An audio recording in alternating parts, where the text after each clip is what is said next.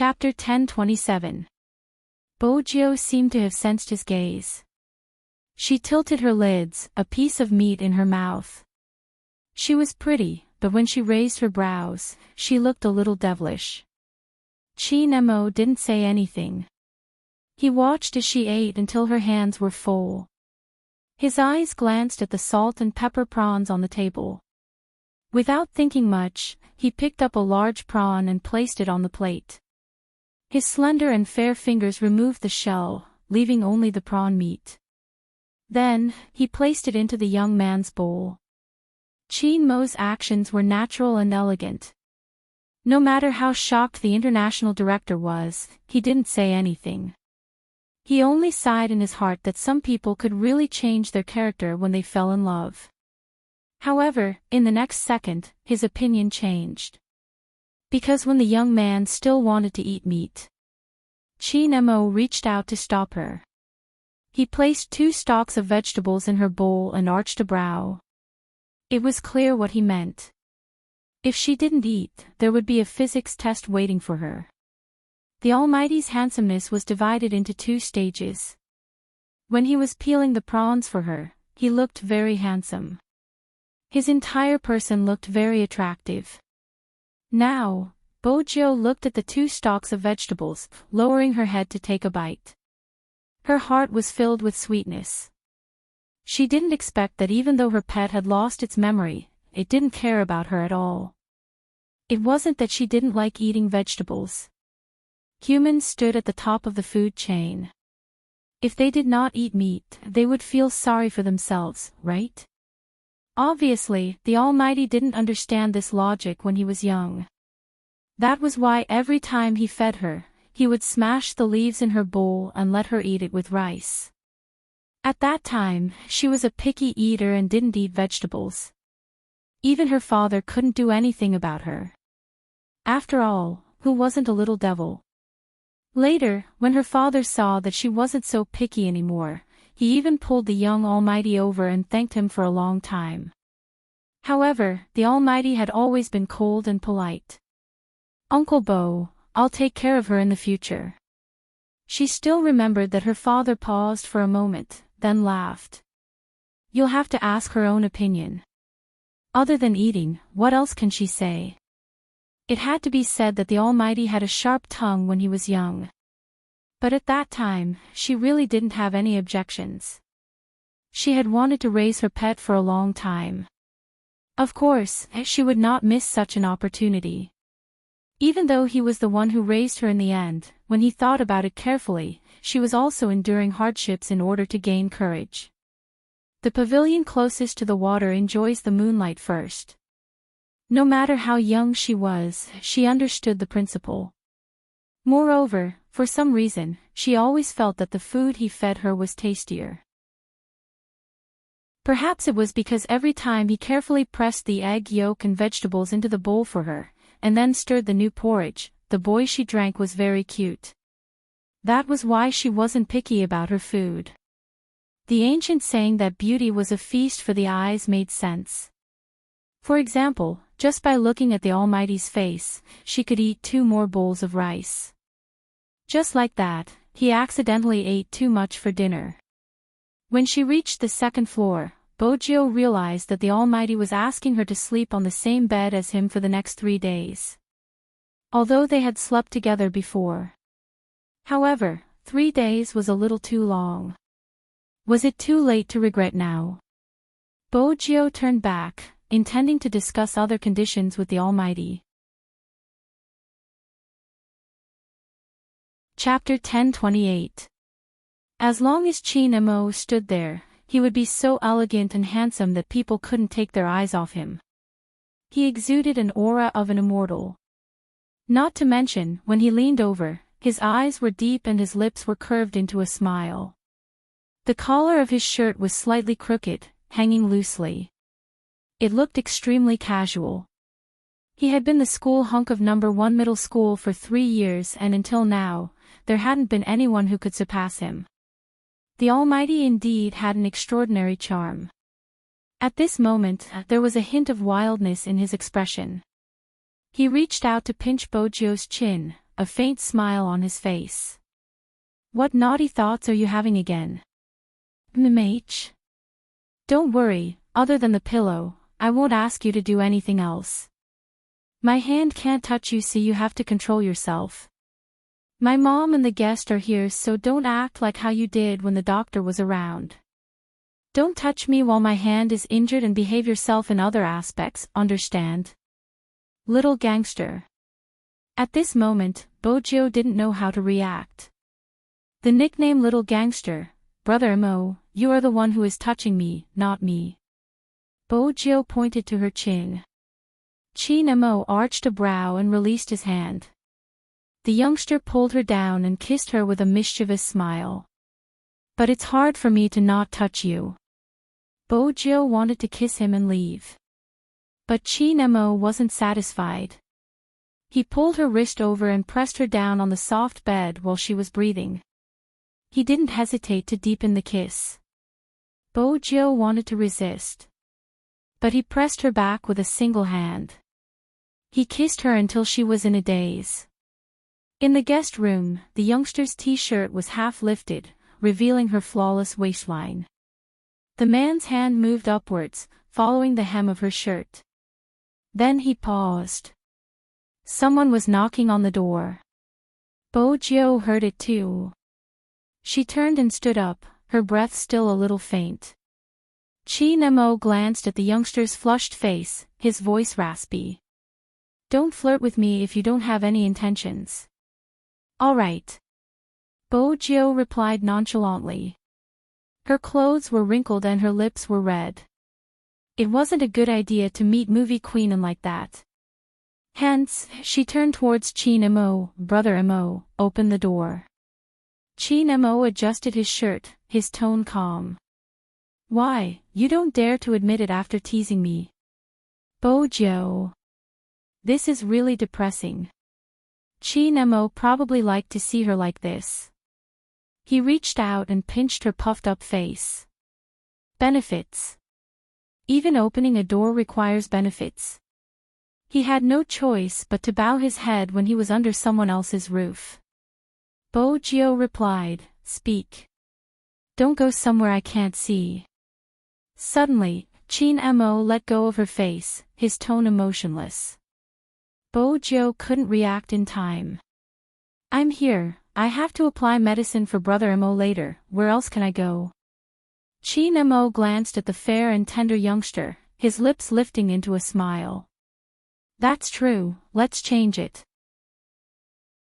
You'll be the one reading the bedtime story tonight. That's it. Bojo didn't believe it was that simple since the Almighty wasn't simple with her. Chin Mo asked leisurely, Why? You want to provide a special service? That gaze. Bojo was helpless. I'll go pick a book. I'll pick one, you can go to the bathroom. Chin Mo stuffed a hand into his pocket, preparing to take a step. Bojo tugged onto his sleeve. Let's go to the bathroom. Wash up and hide for a while. Chin Mo glanced over, his tone indiscernible. Didn't you want others to know about our relationship? Anyone can tell from your expression. Bojo paused. She wasn't sure if the Almighty was angry. She hugged the pajamas that he threw at her and walked into the bathroom. She could vaguely hear the sound of the Almighty opening the door and movie Queen Anne smile. Where's Joe?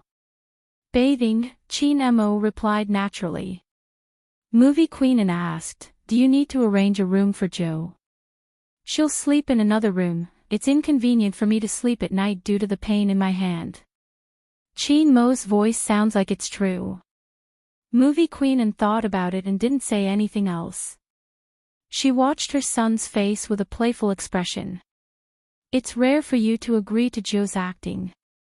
She had assumed her son would be a problem. Chin Mo chuckled, not saying anything. He wasn't agreeing to her acting, he just wanted to see what she was up to for her to go through so much trouble. All right, I won't disturb your rest, I still have to attend a ball with the director. Movie Queen Anne was elated since she was finally going to film with Joe. She reminded her son of certain things before boarding the commercial car. When Bojo came out of the shower, movie queen was already gone. This meant that other than Madame Zhang, she and Qin Mo were the only ones left.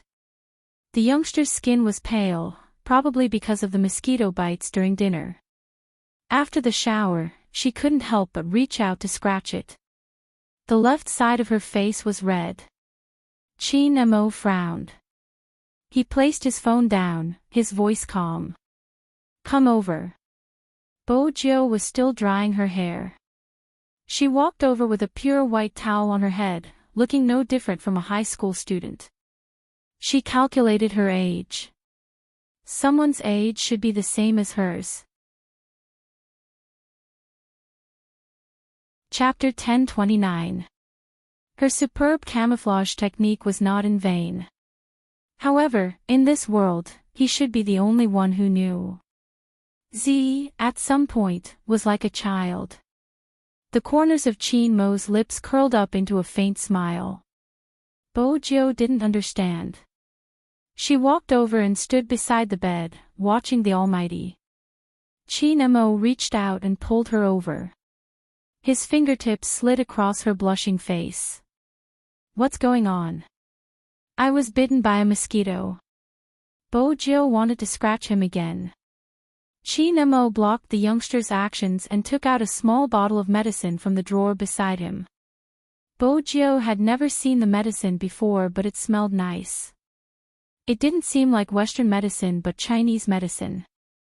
Qin Mo dipped a little and was about to use it on her face. Bojo glanced at the Almighty's overly long lashes and felt a chill on her face.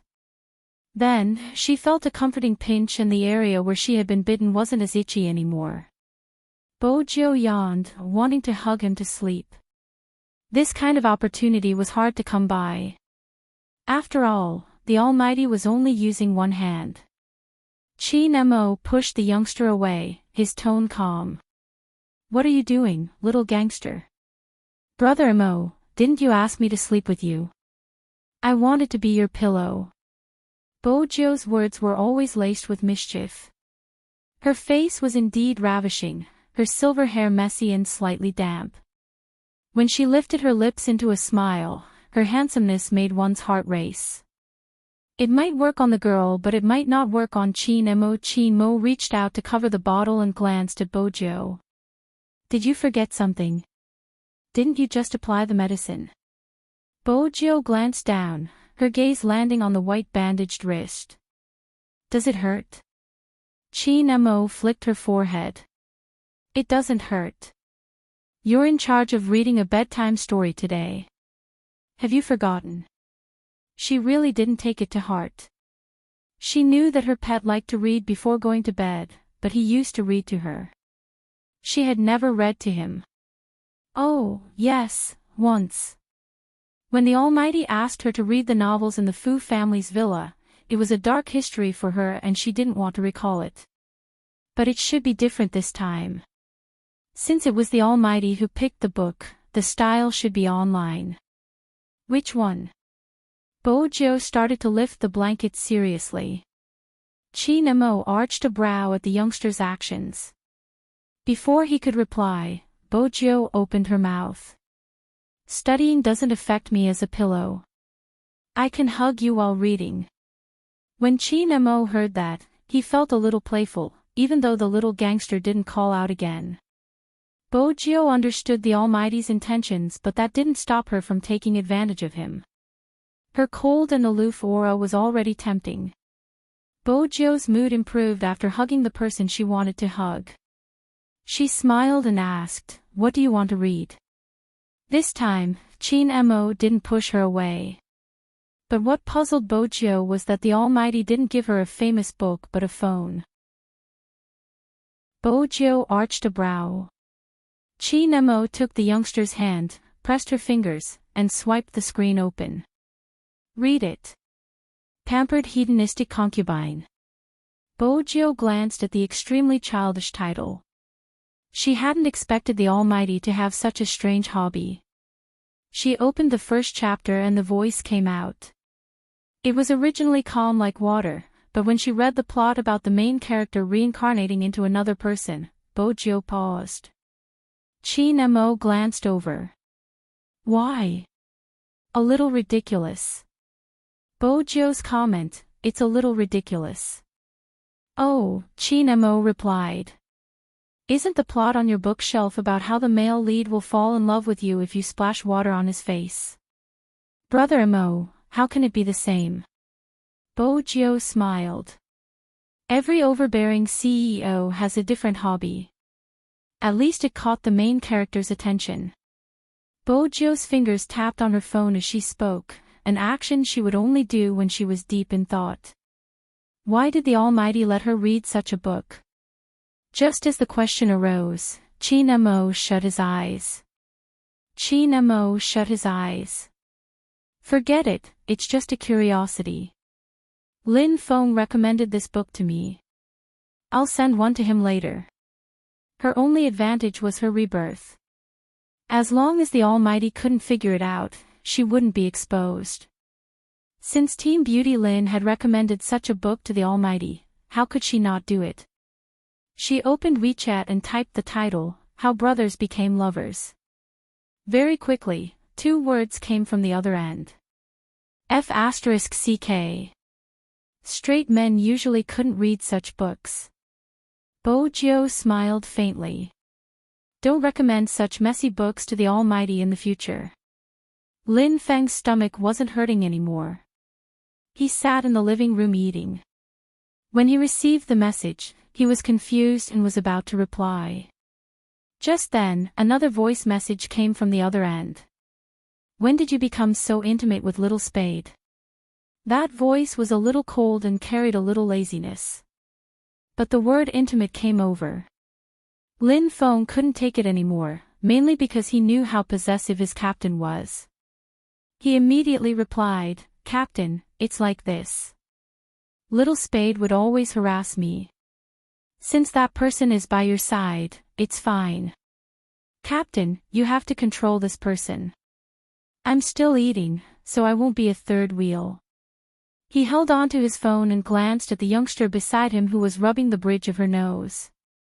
His lips lifted. Why do you always harass Lin Feng? I'm concerned about his relationship with Almighty Yun. Bojo was serious. Chin Mo tossed the phone to the side, smiling faintly. You should be more concerned about our relationship.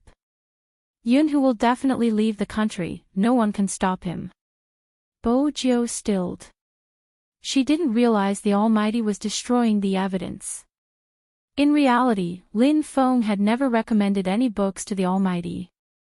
As a straight man, why would he read a romance novel like Exploding Spoiled Hedonist Concubine? If he wanted to read one, he would at least choose one that was more magnanimous. But at this moment, when he saw the title, How Brothers Became Lovers that Little Spade had sent over, he had the urge to search the place. Had he really gone mad? He and Yun who were already in this state.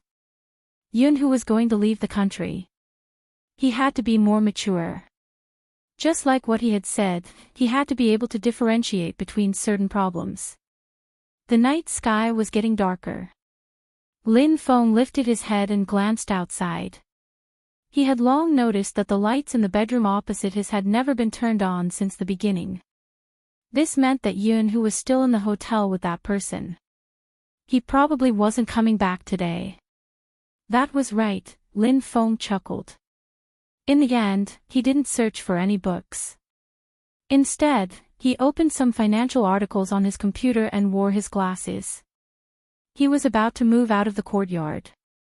If he didn't want to be left behind, he had to work hard. He wasn't suited for politics.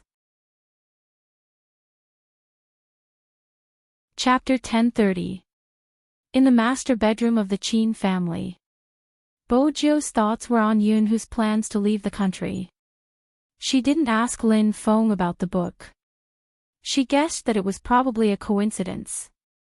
After all, this was a novel where the main character would be reborn. But this coincidence wasn't as safe as it seemed. Bojo was on high alert. Chi Nemo watched the youngster's expression and chuckled silently. Such a subtle test was easy to get someone to listen to him. Chi Nemo didn't miss the pause when Bojio read about the rebirth plot. Naturally, he didn't miss her probing gaze when she glanced at him. He turned his face over, his nose tall and handsome. "Why do you keep looking at me like that? Do you want me to do something?" It was rare that Bojio didn't tease him. Instead, she hugged his waist and changed the topic. "Brother Mo, what did you mean when you said Almighty Yun was going to leave the country?" "He's going alone." Chi Nemo watched the youngster's eyes. He didn't ask if she was preparing to leave the country alone. Instead, he replied faintly, "MMH." Bojio arched a brow. "I thought they would be together no matter what." She was used to seeing the two of them being inseparable. Moreover, it was rare to see brothers who had been together since they were young. Even after they entered university, they were still in the same dormitory. Bojio had always felt that it was just a matter of time before they got together. She hadn't expected such an outcome. But in certain aspects, she understood Lin Feng well. Lin Feng was really a straight man, the straight and honest kind. But he wasn't naive. He was much more than what he looked like on the surface. Some people were only suited to be brothers and not lovers. He couldn't take that step because of his family's concerns and uncertainty. An ordinary boyfriend and girlfriend could break up easily. But for childhood friends, once they started dating, they would have to think about many things. Besides, Lin Feng couldn't accept a boy. Because he had the strongest sense of family amongst the members of Supreme Alliance. Even if it didn't seem that way. But from the way he handled things, it was clear what he was thinking. He cared about his parents far more than himself. It wasn't easy for such a person to turn gay. But Bojio never expected Yunhu to be the first to give up. From Bojio's point of view, Lin Feng treated Yunhu much better than the fans thought. What a pity. Bojio shook her head but was stopped by Chi Nemo. He arched a brow. "You're not sleeping." "Sleep." Bojio smiled, hugging his waist once more. For someone like the Almighty, who had both good looks and a good figure, it wasn't a big deal for him to be a little cold. That was normal. He was always as gentle as water. She felt that the Almighty was doubting her again. But it didn't matter. Once she kidnapped him, everything would be settled. That night, Bojio slept exceptionally well. Chi Nemo was the same. Ever since he had a certain someone, he never had nightmares again. When she woke up, she looked down at the youngster who was hugging her waist. "What are you trying to do?" His voice was low and deep. After he finished speaking, Chi Mo's gaze deepened. Back then, when they fought, someone had been helping her the whole time. If it wasn't someone else, he would have known what Z looked like earlier. This time, it was the same at the commercial plaza. The man who appeared on the battle axe, if that was the case, everything made sense. Young Master Fu didn't know Hoshino. Because Z was the one who knew Hoshino. Chi Nemo glanced at the youngster in his arms, suppressing the anger that was surging out. At this moment, his phone lit up. It was a famous psychologist in the military. "I heard from Madam that you're in a relationship." Chi Nemo took the phone over and pressed a message. "What do you want to say?" "Just say it." "I just want to understand your current psychological state." "Chi Nemo, you're the expert in this field. If you don't want to, even I can't treat you. But I'm really curious, why are you interested in a relationship?" The psychologist wore a white coat, glancing at the facilities in the military. "I can't imagine." Chi Mo's gaze was calm, just like what Bojio had said, filled with a celestial aura. "I'm currently in a good state, there aren't any signs of violence. If you want to ask about this, you can wash up and sleep." I told you I wouldn't accept such missions. You can see through everything I say. The psychologist threw his pen on the table. Boss, when are you planning to return to the military? I don't have any plans at the moment. These 5 words were extremely cold. The psychiatrist was very upset. He had asked Magician to leave, but he was the only one who stayed. But, he raised his eyes and looked at the man standing in front of him. General Qin, you've heard it too. Your son, my boss. Your son is my boss, and if he isn't willing, no one will be able to understand his heart. The man was dressed in a military uniform, his hands wrapped in white gloves. He already had a big son, but because of his face, it didn't seem that big at all. Instead, he smiled lightly, exuding the aura of a superior. Since that's the case, start your weight-bearing training. Even if you can't understand my son's heart, you can still help to enlighten the new recruits. In terms of training, I have high hopes for you. Psychologist. Why did he feel that his message to boss was a trap? Deputy Zhang followed behind General Qin and asked probingly, General, are you worried that young master is still affected by the previous incident? The man paused for a moment. How much do you know about the incident in Jiang City? A case similar to that year has appeared again. When Deputy Zhang spoke, there was an unknown fear in his eyes. After all, that mission had left a deep impression on him. However, I heard that Z really came out and things are going well. The man pinched his brows. Jiang City is fine, but there are problems within the major crime division. I'm not sure about the other cities, especially the cities near the borders. The military hasn't found a suitable candidate for this mission. General, you want young master to return. Deputy Zhang's eyes lit up. The man tilted his head, the traces of time on his body condensed on his shoulders. When he came back from the mission, many people suspected that he was hypnotized by the organization at that time. That's why he wasn't suitable for missions outside the borders. Moreover, he wasn't in the right state back then. He had never seen his son in such a state. He looked at his hands in a daze, his expression devoid of any other emotions. No matter who called him, he didn't respond. It was indeed as though he had been hypnotized.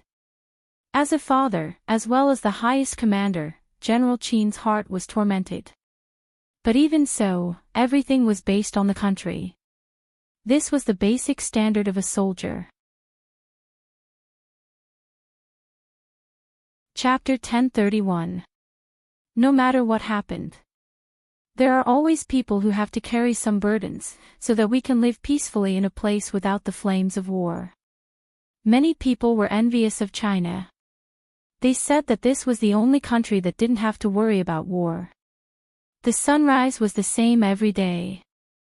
Jiang City's mornings were filled with life. Even beside the courtyard, there would be a classic alley. In the alley, there would be freshly baked golden youtiao with soy milk or tofu pudding. One bite would make one sweat, but it was satisfying. But today, the boss saw that Lin Feng was the only one eating breakfast.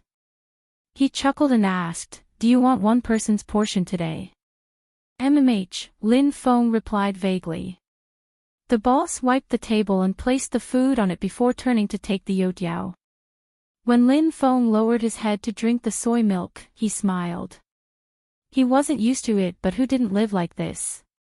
But it was a coincidence because this was the closest way to enter the courtyard. Cabs wouldn't drive in.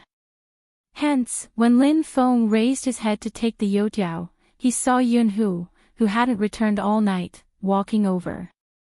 When Yunhu saw him, he paused. The boss laughed. There are obviously two people. All right, I'll take another portion, the usual. He turned to ask Yunhu. Yunhu replied. Then he stuffed one hand into his pocket and walked over, sitting opposite Lin Feng. In reality, Lin Feng wasn't prepared to see Yunhu so soon. But the other party acted as though nothing had happened. It wasn't appropriate for him to mention yesterday's incident. He didn't speak, lowering his head to drink another mouthful of soy milk. When the boss served the youtiao, he was shocked. What was going on with these two? In the past, when they sat here, they couldn't even finish their sentences, especially the one with fair skin. The boss was referring to Lin Feng. Yun, who was looking at him too. Then he turned his head and lit a cigarette. How was your sleep yesterday? It was all right. Lin Feng looked up. Smoking the moment you woke up? Yun, who rubbed his eyes and smiled. It's refreshing. When Lin Feng heard this word, he didn't know what expression to make. Indeed, he looked like he had been tormented the whole night. He could only smile. Otherwise, no matter what he said, he would end up like an idiot just like yesterday. Yun, who watched his smile, lowered his head slowly, and drank a mouthful of soy milk. Just like before, the two of them sat at the same stall and ate breakfast, but the atmosphere was completely different. Perhaps Lin Feng also realized that he couldn't let the atmosphere get too awkward. He bit his fried dough stick and asked, I heard from Auntie that you've already booked your plane ticket. Yun, who had always been a man of few words. We'll be flying in 2 weeks. Lin Feng sighed. The world of the top students. When you go there, remember to send me anything good. I'm not picky. At this moment, Yun, who seemed to have recovered his composure. I know. Lin Feng didn't say anything else. He swallowed the fried dough stick with the last mouthful of soy milk. After he was done, he stuffed his hands into his pockets and waited for Yun Hu. The two of them entered the courtyard together. When it was time to enter the house, Yun Hu paused. You really aren't leaving the country? No. Lin Feng smiled. Why? Yun Hu, nothing. Lin Feng, that person last night. When he saw Yun Hu's gaze sweeping over, Lin Feng explained, it's not bad, I can go overseas with you. They are more lenient in this aspect, but you have to be careful, don't let your family scare Auntie and Uncle. Yun Hu didn't know why he laughed, but there wasn't a hint of a smile in his eyes. Firstly, your evaluation of others is not bad, they are quite obedient. That's good. Lin Feng's stomach no longer hurt. He reached out and patted his shoulder. I wish you happiness. I'll go in first, I'm still sleepy. Yun Hu replied again. All right. But he stood in the same spot without leaving. Lin Feng took 2 steps and turned back. Is there anything else? You should find a girlfriend, right? Yun Hu's voice was faint. Lin Feng frowned. I don't have such plans. Find one soon. Yun Hu chuckled lightly. Hey, Lin Feng replied. Don't drag me into the pit when you're no longer single. I enjoy my current state, let's talk about it later. Yun Hu still didn't move. This time, Lin Feng didn't turn back because Mother Lin had woken up. My mom is calling me, she must be asking me to play music for her. Lin Feng lifted his head and glanced at the Lin family, smiling at Yun Hu. I'm going in. He really walked in. He probably didn't want to see the person who hadn't slept the entire night.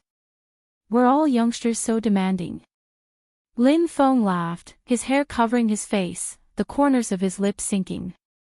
Hey, is Huzi outside? Mother Lin asked. Lin Feng reached out to stop her. He went back to catch up on his sleep. Empress Dowager, I think you should have breakfast first. Sure, play a song. Mother Lin was a straightforward person. Lin Feng took her phone and started searching. Mother Lin glanced at her son, then at Yun Hu, who stood outside for a while before turning to leave.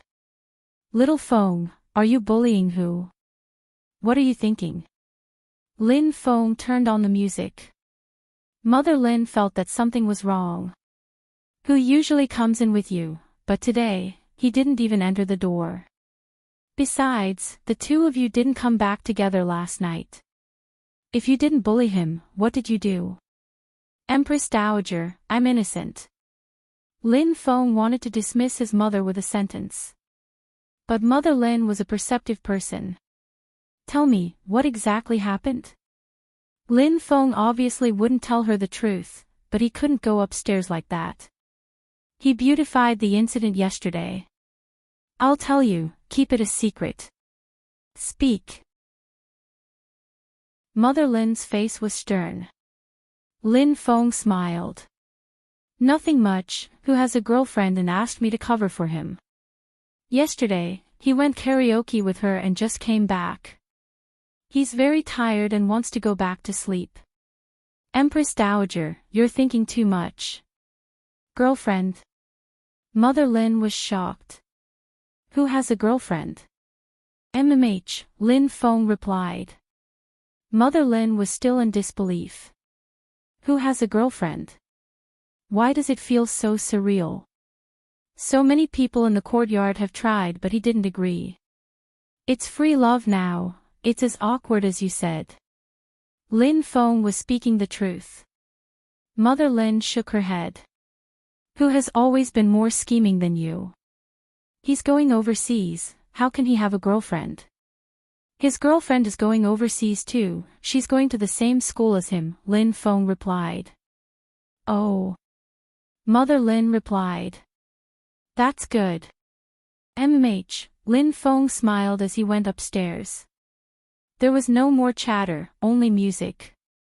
Someone was singing. I know you left too early, but I still wish you a long life together. All good things must come to an end.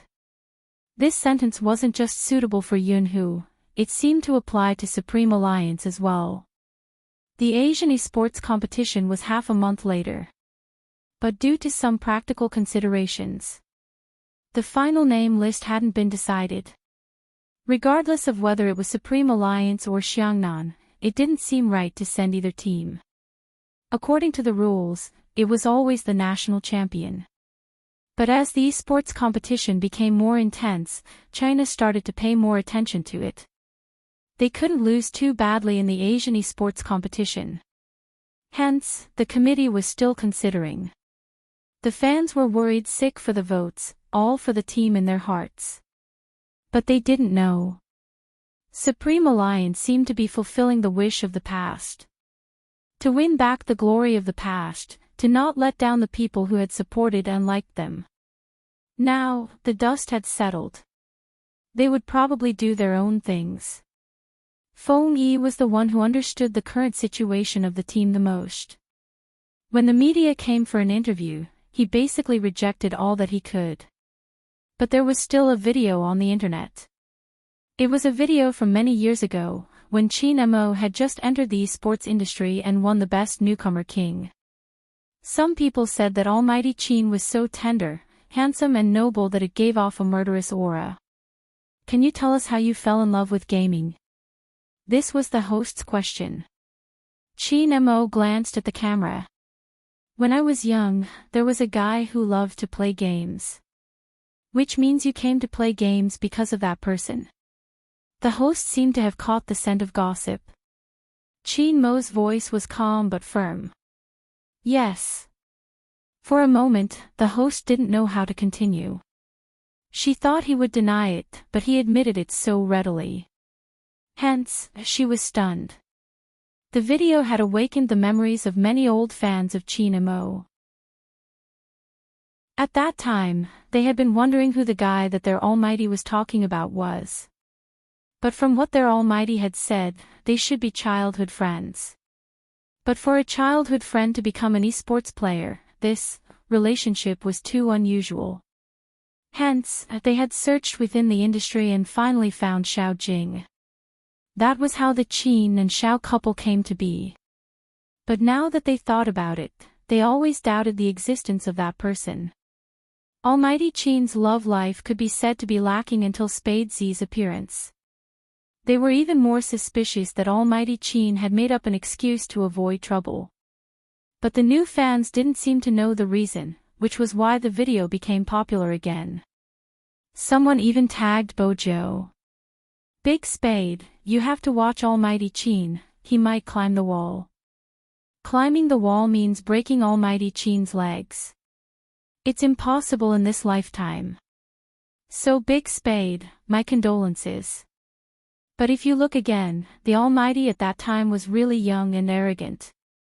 He's still arrogant now. When Big Spade is around, he's still very gentle.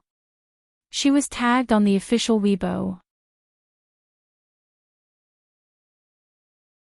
Chapter 1032. On the screen was the Almighty's younger self. It was the fight at the Fifth Avenue. She hadn't taken a close look at the Almighty's appearance.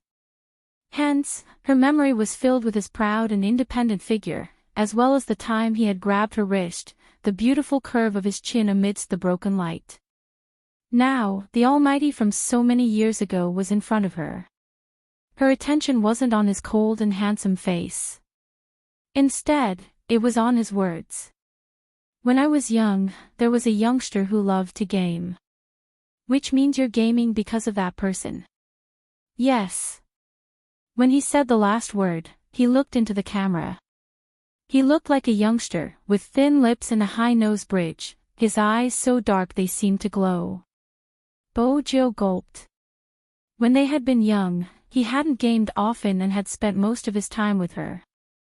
When she had brought the keyboard over, she had shown him the simple code she had written. It was a small game that could be operated by pressing the up and down buttons. Her heart had been filled with joy. Afterward, he had wiped her hands and told her that he could play with her but she couldn't play with others.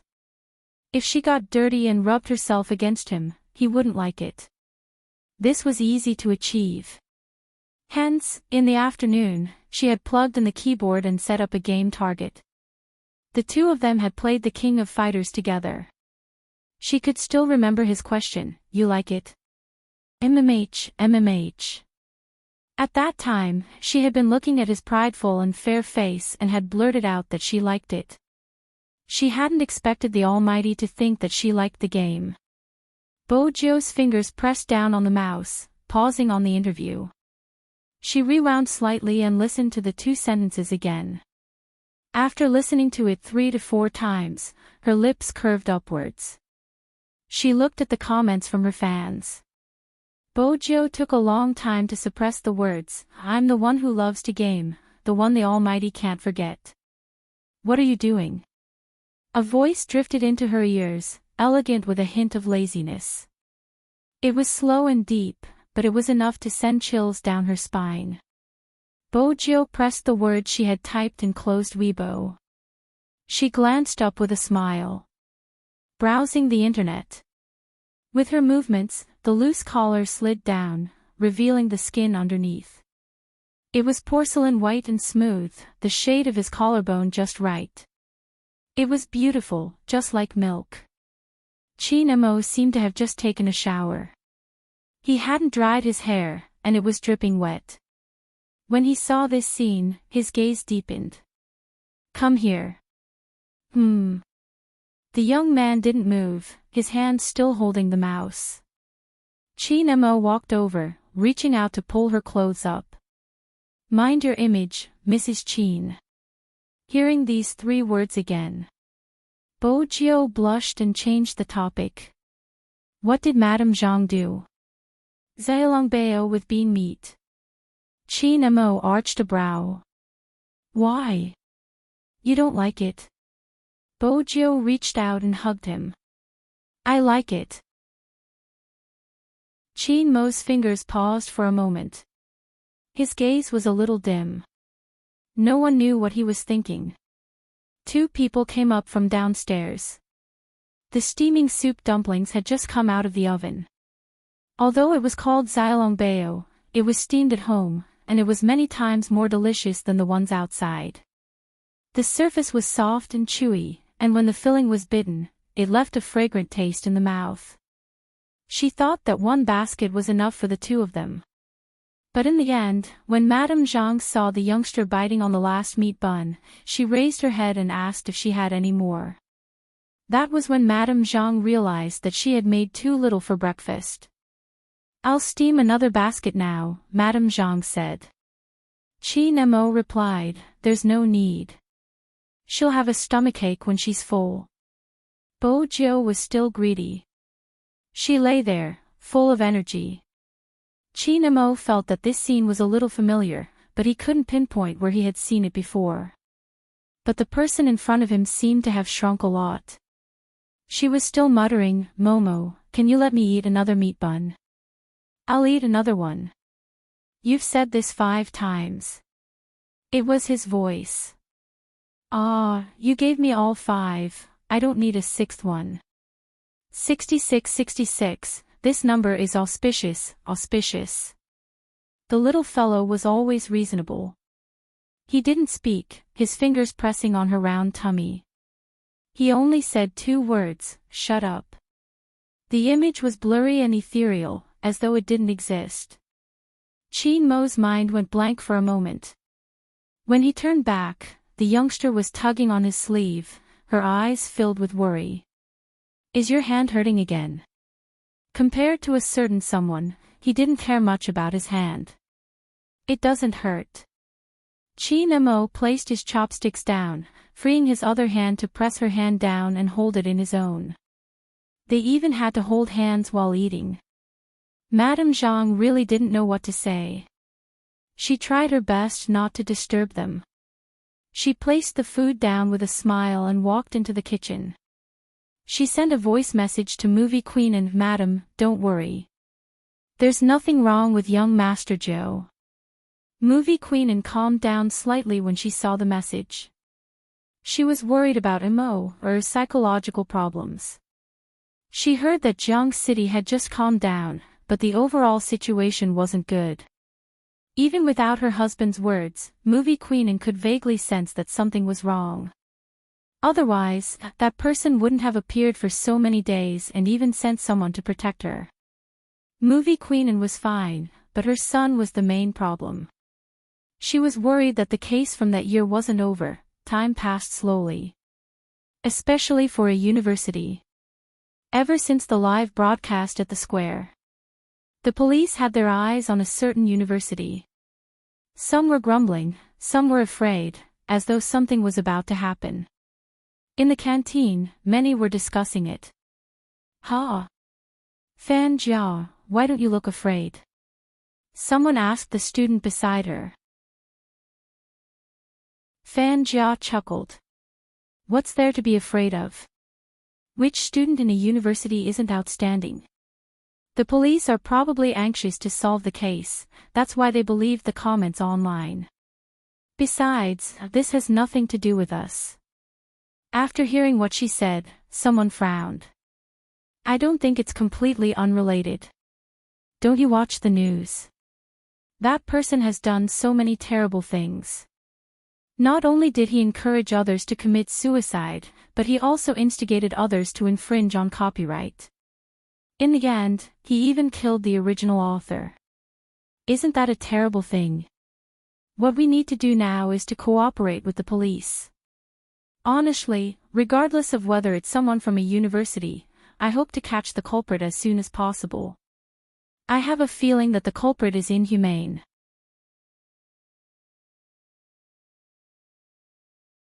Chapter 1033. There are so many murderers in the world, why aren't you so righteous? What's wrong with you today? Fan Jia chuckled lightly.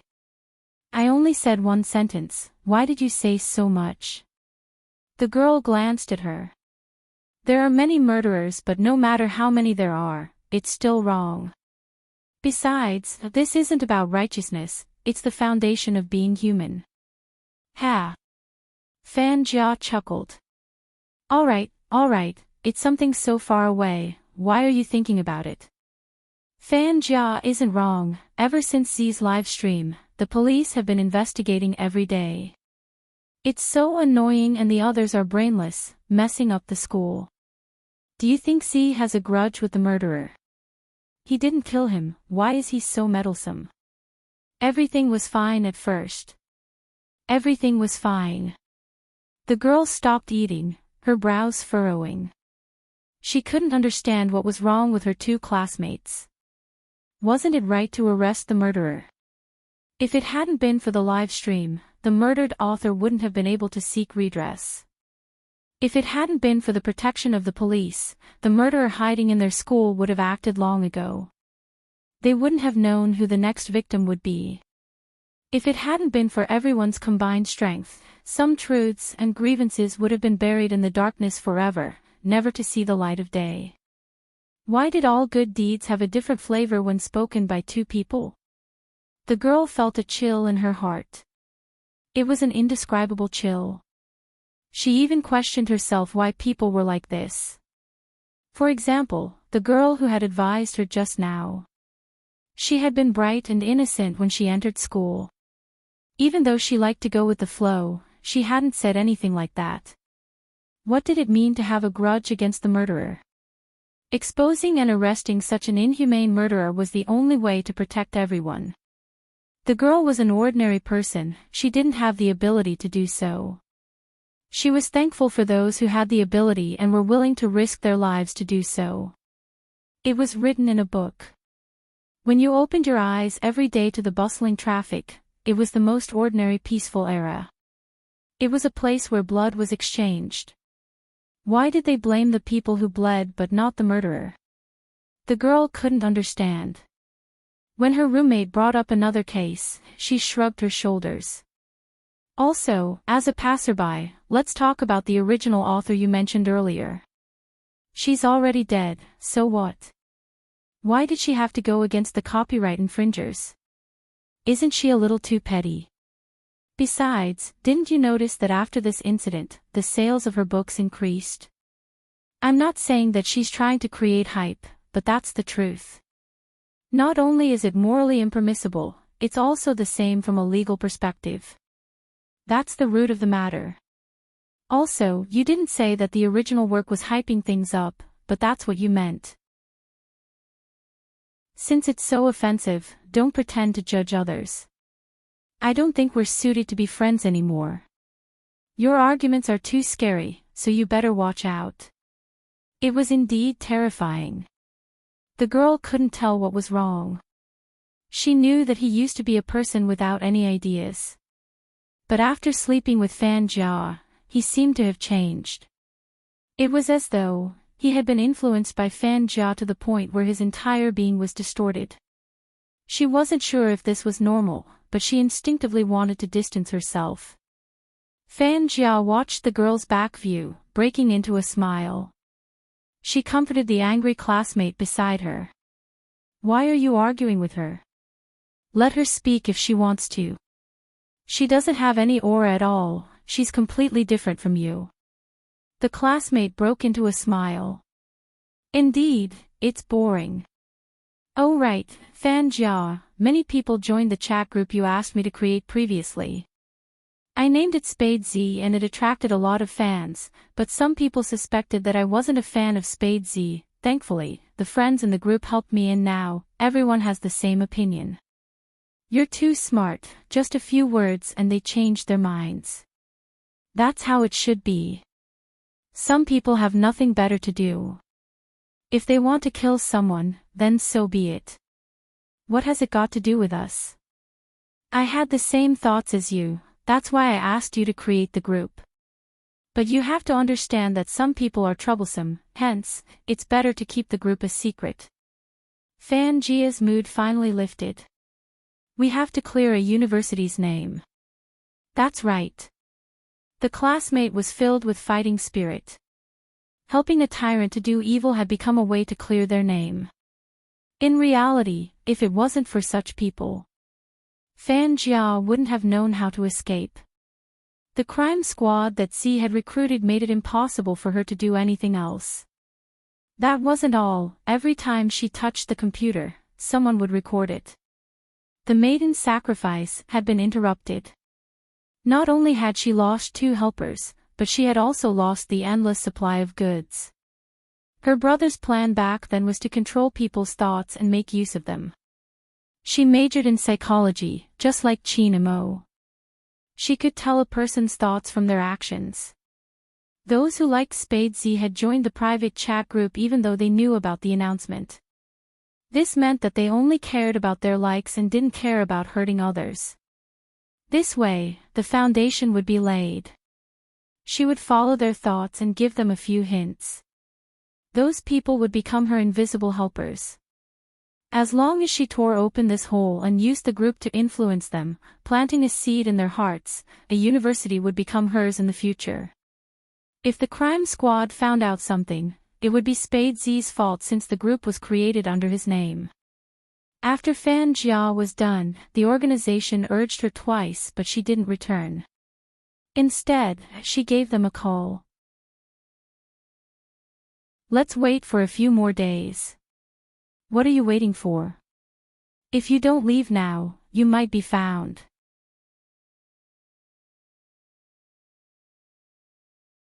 Chapter 1034.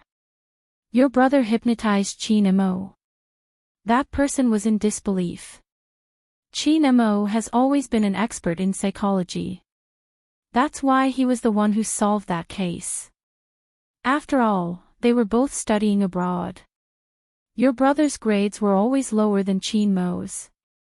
That's the truth. Besides, the Qin family has been the same for generations, they aren't affected by external factors. How could your brother hypnotize Qin Mo? Fan Jia, it's true that we're working together, but don't you dare use your tricks on me. Fan Jia knew that ever since Z had appeared, the old man had been afraid. He had been cautious when helping her and now, he was even giving her a warning. This is such an important trump card. Do you think I would lie? Fan Jia stood in the darkness, her eyes looking into the distance. She spoke slowly, I have Z to thank for this. If it wasn't for her, Qin Mo wouldn't be in so much pain. The hypnosis was planted by my brother before he died. At that time, Qin Mo was in a state of mental breakdown. Naturally, he wouldn't be guarded against my brother. Besides, based on what I know, not only did Qin Mo stop working on cases, his memory is also in a mess. When the time is right, I can make use of this. Are you still anxious? There was a moment of silence. You have interacted with Qin Mo in the past and understand him. I still have the same advice, don't be too reckless. If it wasn't for me covering up for your two partners, you would be in a much more dangerous situation. The crime squad is starting to investigate the Rao family's case. Once the truth comes to light, I will be implicated and Rao Rong's statement will be detrimental to both of us. Fan Jia's gaze deepened. That's why you should have buried Rao Rong when you were working on that case. I've advised you before, you think you can do whatever you want with your power. He's just a high school student. How dare you talk to me about this now? The person on the other end was obviously furious. How many times have I told you to let Rao Rong off and he wouldn't retaliate? In the end, you cooperated with the club and chased him out of the team, leaving him with no place in the esports industry. Do you know how much effort I had to put in to avoid him? Fortunately, I didn't appeal to the higher-ups. Otherwise, I wouldn't have been able to climb to my current position. Yet, you didn't learn from your mistakes and insisted on using him. Fan Jia narrowed her eyes. It's all in the past, let's not talk about it anymore. Back then, I looked for him when he was in despair. Who knew he would break free from my control? In the end, it was all because of Z. She actually didn't die, I find it suspicious. It doesn't matter if it's strange or not. The person seemed to be tired of the current situation. The problem now is that she's back. Once Z returns, your internet skills won't be enough. Fan Jia hated to hear such words. There are many things that can't be solved with internet skills. No matter how impressive Z is, she can't guarantee what others think. I've been in a university for so long, I'm prepared. Didn't I say that even if I leave now, the seeds I leave behind will sprout in some people's hearts? What did you do to the people in a university? The person on the other end frowned. We had a deal when we cooperated, you can't be like your brother.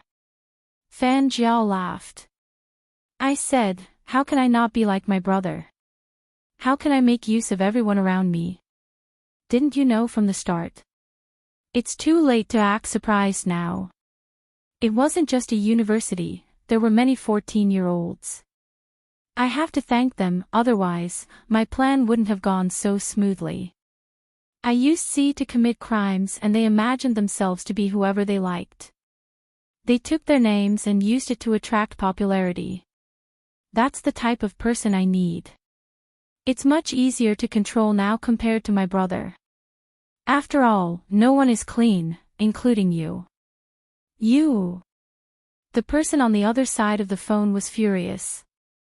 For a moment, he regretted working with the other party, but he had already come this far. He could only move forward and not retreat. Forget it, as long as you are confident. Fan Jia's gaze dimmed. Of course I'm confident.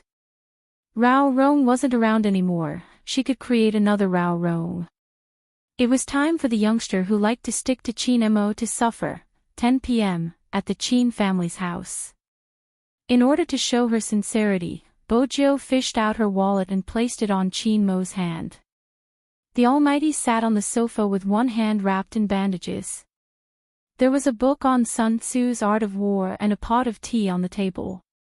Bojiu always said that the Almighty had an immortal aura around him and it wasn't without reason. The moment he sat there, he looked like a noble young master. When he saw the wallet the youngster placed on his hand, Qin Mo arched a brow, his gaze calm. What's the meaning of this? Are you flaunting your wealth? Bojiu laughed, stuffing a hand into her pocket. She lowered her body, a mischievous smile on her face. Brother Mo's sugar daddy. Qin Mo paused. Bojiu smiled brightly, waiting to see his reaction. It was a pity that Qin Mo was still scheming. You're giving me too little, a few hundred isn't even worth a meal. Do you know how much it costs outside? Bojiu arched a brow. There's a market for that. What else? Qin Mo's long fingers tapped the wallet. Bojiu knelt down, a smile on her face. Brother Mo, how much is it? 1 million for a meal, Qin Mo replied calmly. Bojiu muttered, that's too expensive. It was better to just kidnap him. Tell me, what do you want with your wallet? Qin Mo fiddled with the wallet, something flashing past his eyes. Bojiu stood up, dressed in a pure white shirt and long pants. With her silver hair, she looked like a prince that had fallen to the mortal world. I want to settle some matters at home before I head overseas, in case someone bullies Madam He when I'm not around. I'll leave my identity card with Brother Mo to prove that I'm a legitimate pretty boy. Qin Mo reached out to pour himself a cup of tea, his face handsome as he spoke nonchalantly. From what you're saying, you aren't coming back after going overseas? Bojiu paused, her lips lifting. If I'm filming a movie, I won't be staying there for long. With my mother around, I can't travel far. Since I have my own matters to attend to, I can only let those who can harm my mother rest before I leave. Just rest. Qin Mo glanced up, his deep gaze meeting the youngster's face. Chapter 1035. After listening to the youngster, Qin Mo took a sip of tea. Qin Mo took a sip of tea and said faintly, empty shares. His words hit the nail on the head. Bojiu enjoyed chatting with the Almighty because there wasn't a need to explain things clearly. It was relaxing. Unexpectedly, the Almighty's next sentence was a twist. Is that all you're capable of? Her cold tone carried the unique arrogance of a person in a superior position. The aura of a CEO was evident. Bojiu recalled what the Almighty used to say in the business world. It could be summed up in one sentence. Brother Mo, society, you're beautiful and rich. She should be able to learn from him. Brother Mo, if you have any good ideas, I can buy them. The youngster pointed to her wallet with a bright smile. Chin Mo lifted his finger. You want me to give you ideas for such a small amount of money? I know you're expensive, Bojio replied seriously. Can I give you a friendship price? Chin Mo hooked his finger at the youngster. He had an ancient aura and was full of asceticism. Bojio followed his movements and leaned forward. His deep voice rang in her ears. As your husband, I can teach you a few moves. As for the friendship price, I don't have it here. Do you want it? I'm already leaning in and you're asking me if I want it. Also, what the hell was that, husband? You're a modern person, why are you talking about ancient literature? You seem more like someone who has been reborn than me. Bojio's ears turned red as she thought about it. Compared to controlling their shares, sending them home to retire would make them feel worse. Chin Mo finally returned to the tone of a modern person. He looked at the youngster's face, which was so clean that even his hair could be seen, and kissed it. Bojio was still seriously learning from him. She hadn't expected the side of her face to be touched. By the time she realized what it was already too late. The reflection on the glass window caught the youngster's slender figure stiffening. Even her eyes moved. Her lashes were long and she looked slightly dazed. Bojio stuffed a hand into her pocket, her other hand pressed against the seat. She had originally been prepared to tease him, but now, it was a completely different situation. Brother Mo, just speak, don't touch me, you're making a mistake. Chin Mo watched the youngster's serious expression and smiled. What mistake do you want to make? This was considered seduction, right? The Almighty was simply a demon. Bojio endured for a long time, not wavering in front of his beauty. She couldn't tell anyone that she wanted to kidnap the Almighty. Questions that were difficult to answer were all replaced with silence as golden. Chin Mo raised his hand to glance at the time. The Chin Group's legal consultant has already gone to your company. He has some documents that I prepared for you. You can take a look at them when you are free. But one thing, come back immediately after the meeting. Otherwise, I will have to handcuff you. Bojio paused. Then she lifted her lips. My baby is still here, how can I not come back? Chin Mo, treasure. Bae. Chin Mo frowned and wanted to pull the youngster over to teach him a lesson. Auntie Zhang came over with freshly baked red bean pastries. Under normal circumstances, Earl black tea with red bean pastries was considered real tea. This was how the Chin family drank tea. Who would have thought that the moment he arrived, he would hear young Master Zhou calling young Master Bao. Bao. Why did she feel that the world was spinning so unreal? Young Master was indeed the one at the bottom.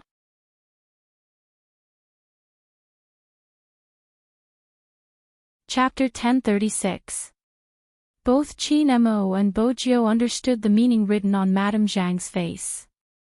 It wasn't because Bojio was well versed in micro-expressions, but Madame Zhang's expression was obvious and she couldn't help but feel happy about the misunderstanding. Bojio smiled faintly as she straightened her back. Her silver hair fell down and the pure black earrings on her ears gave off a clean and handsome aura. When he walked towards Auntie Zhang, he also had a magnanimous and aggressive look. On the other hand, Chin Mo had been frowning. Madame Zhang shook her head. She looked as though she had understood. She placed the red bean snacks down and glanced at her young master. At this moment, Chin Mo broke into a smile. He glanced at the youngster who had just finished his naughty deed, his tone calm. If you aren't back in 2 hours, I will head to the Fu family's house personally. Brother Mo, with your current status, it isn't suitable for you to mingle with a small organization like the Fu family, really. In order to prevent herself from being carried back, Bojio had to stop him. Chin Mo replied, Oh. He raised his voice. I don't really care. Bojo. There was no way to continue the conversation. In the end, when the youngster left, Chin Mo stood up. When he sent her out, his gaze was so deep that Bojo felt that something wasn't right. Just as she was deep in thought, her phone rang. Bojo glanced at the chauffeur. She didn't pick up the call. After hanging up, she sent a message. There's a change in plans. The 4 words made Hoshino, who was lying on the balcony, sit up.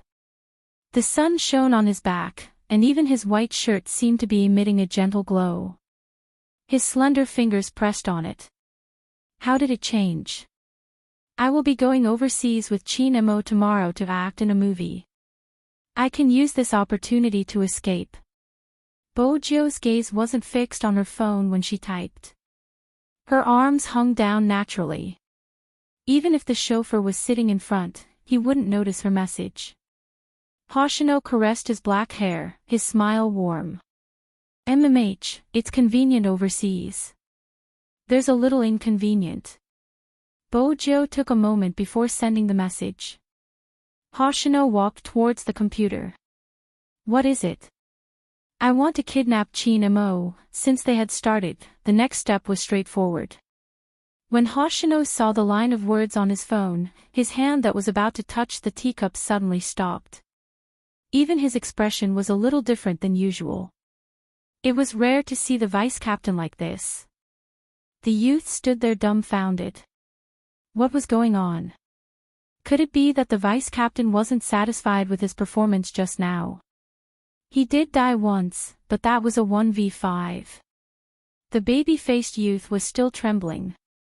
Although the vice captain had a good temper, the better the temper, the more chills they would feel when they were disciplining you. What he imagined didn't happen. The youth saw the vice captain put down the teacup in his hand and paused for a moment.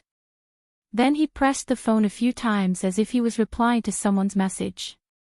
The baby-faced man didn't understand. Shin sat there with his long legs crossed. His black hair fell down.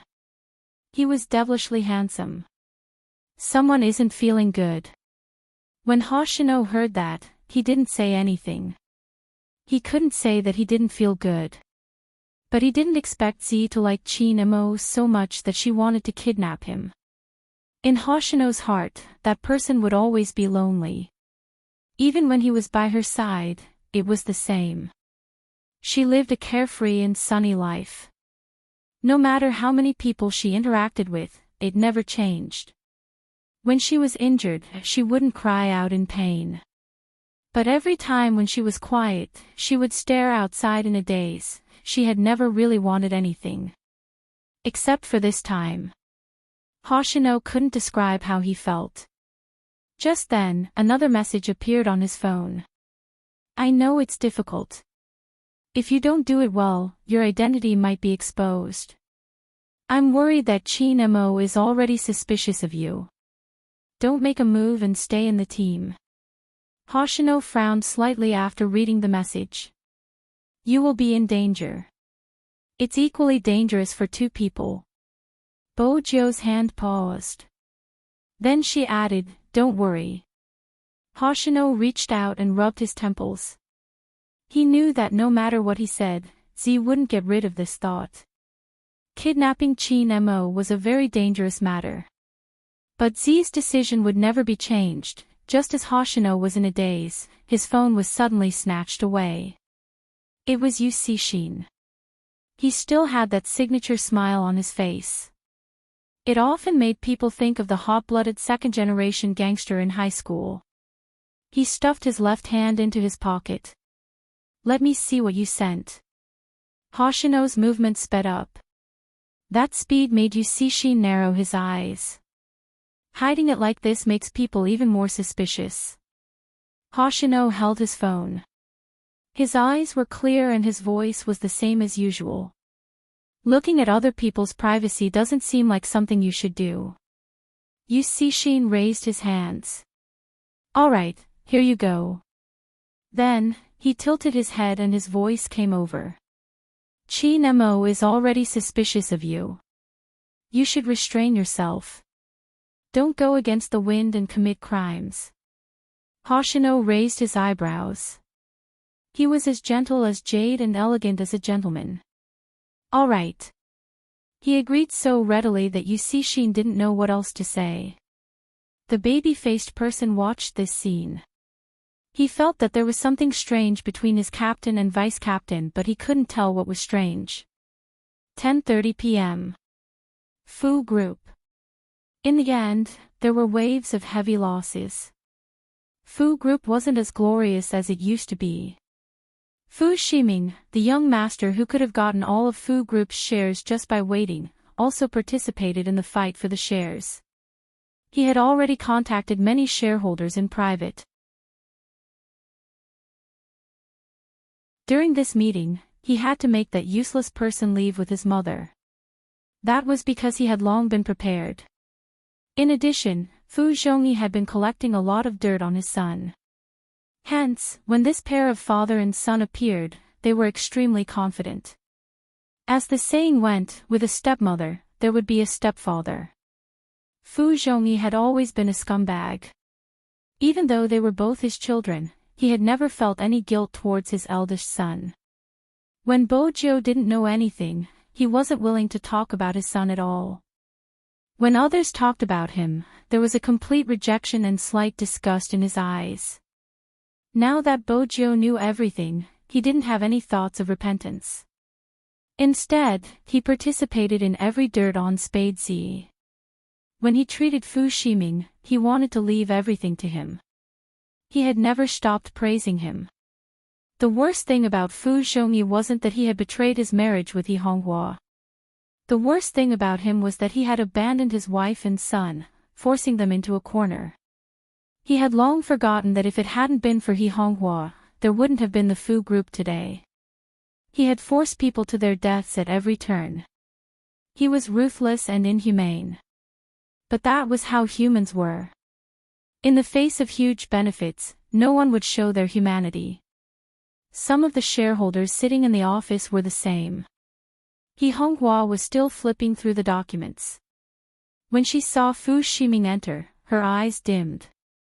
Unrelated people don't have the right to participate in the board meeting. Fu Zhongyi didn't even look at Yi Honghua as he led Fu Ximing to a seat. There are no unrelated people here. Ximing now has shares of the Fu Corporation. You probably don't know this, but the change in ownership this time is going to be drastic. Alright, Ximing, tell me about some of the videos you've obtained.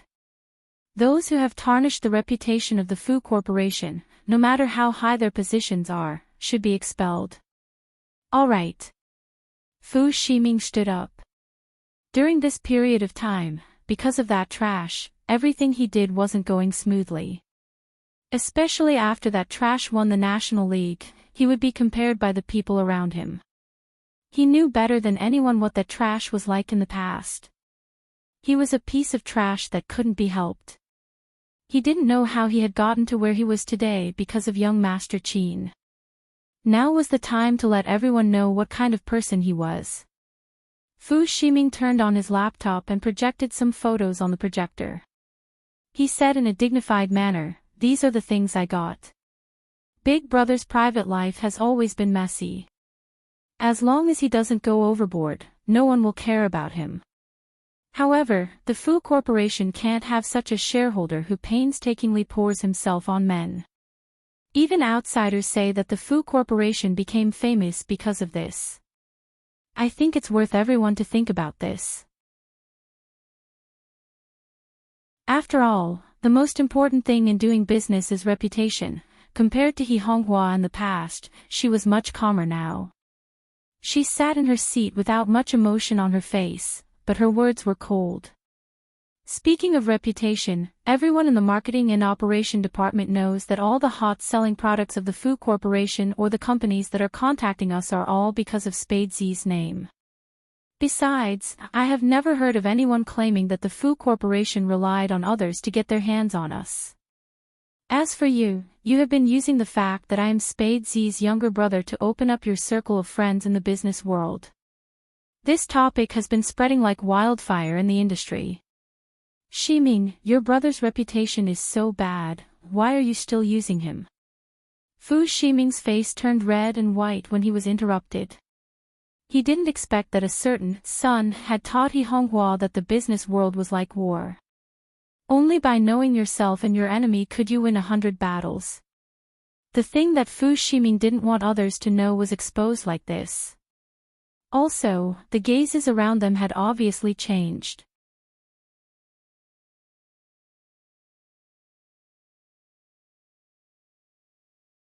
Chapter 1037. My dear nephew's words are reasonable. Just as He Honghua was about to say something, a man in his 50s interrupted her with a smile. I don't deny the benefits brought by Spade Z's name, but when doing business, we have to pay attention to variables. Originally, this matter would have been settled and we wouldn't have interfered, right? But now, everything will be announced in the afternoon. When that happens, Spade Z's name won't be able to bring benefits to the company. Honghua, let me say something from a neutral point of view. Sometimes, you really need to discipline our young master Fu. I know you guys have a lot of shares now and your words are tough, but this isn't how the company does things. You have to understand the people sitting here, some things have gone overboard and we will consider withdrawing our investment. I think so too. The company's reputation will definitely be affected when there's a problem with the shareholders. It doesn't matter how much we received in the past, the most important thing is that there's a problem now. Since there's a problem, I think we have to deal with it. At the very least, we have to get our young master Fu to explain himself. Don't you agree? Yeah, once this matter blows up, we are also worried about whether we can get our money back. When He Honghua heard this, she felt disgusted. These people. How could they be so shameless? All the customer analysis is on the data. The profits brought by Spade Z's name are enough for you to get a year's worth of dividends without doing anything. Are you asking for an explanation? You are using withdrawing your investment to pressure us. When the man in his 50s heard this, he spoke again. When have we ever pressured you? Your misunderstanding is really displeasing. Honghua, I am starting to doubt whether you are suitable to be the chairman of the board of directors. When Fu Shiming heard this, he put on an act and said, Uncle Li, don't get angry. Mr. He, Big Bro has made a fatal mistake in the company. As shareholders, we all have the right to ask for an explanation. It doesn't seem right for you to misunderstand us like this. No matter how big of a grudge you have against me in private, you don't want to see me here. However, every single one of our suggestions is for the company to be better. You misunderstand us like this and it really leaves us speechless. He Honghua was caught in a pincer attack by these two people. With just one look, it was obvious that they had come prepared. Those who didn't know better would think that He Honghua was petty. In reality, one person was playing the bad cop, while the other was playing the good cop. In the end, they were the ones who were good for the company. Think about who owns this company now, and whose breakthrough in quality is the reason why the profit points are profitable. He Honghua clenched her fists.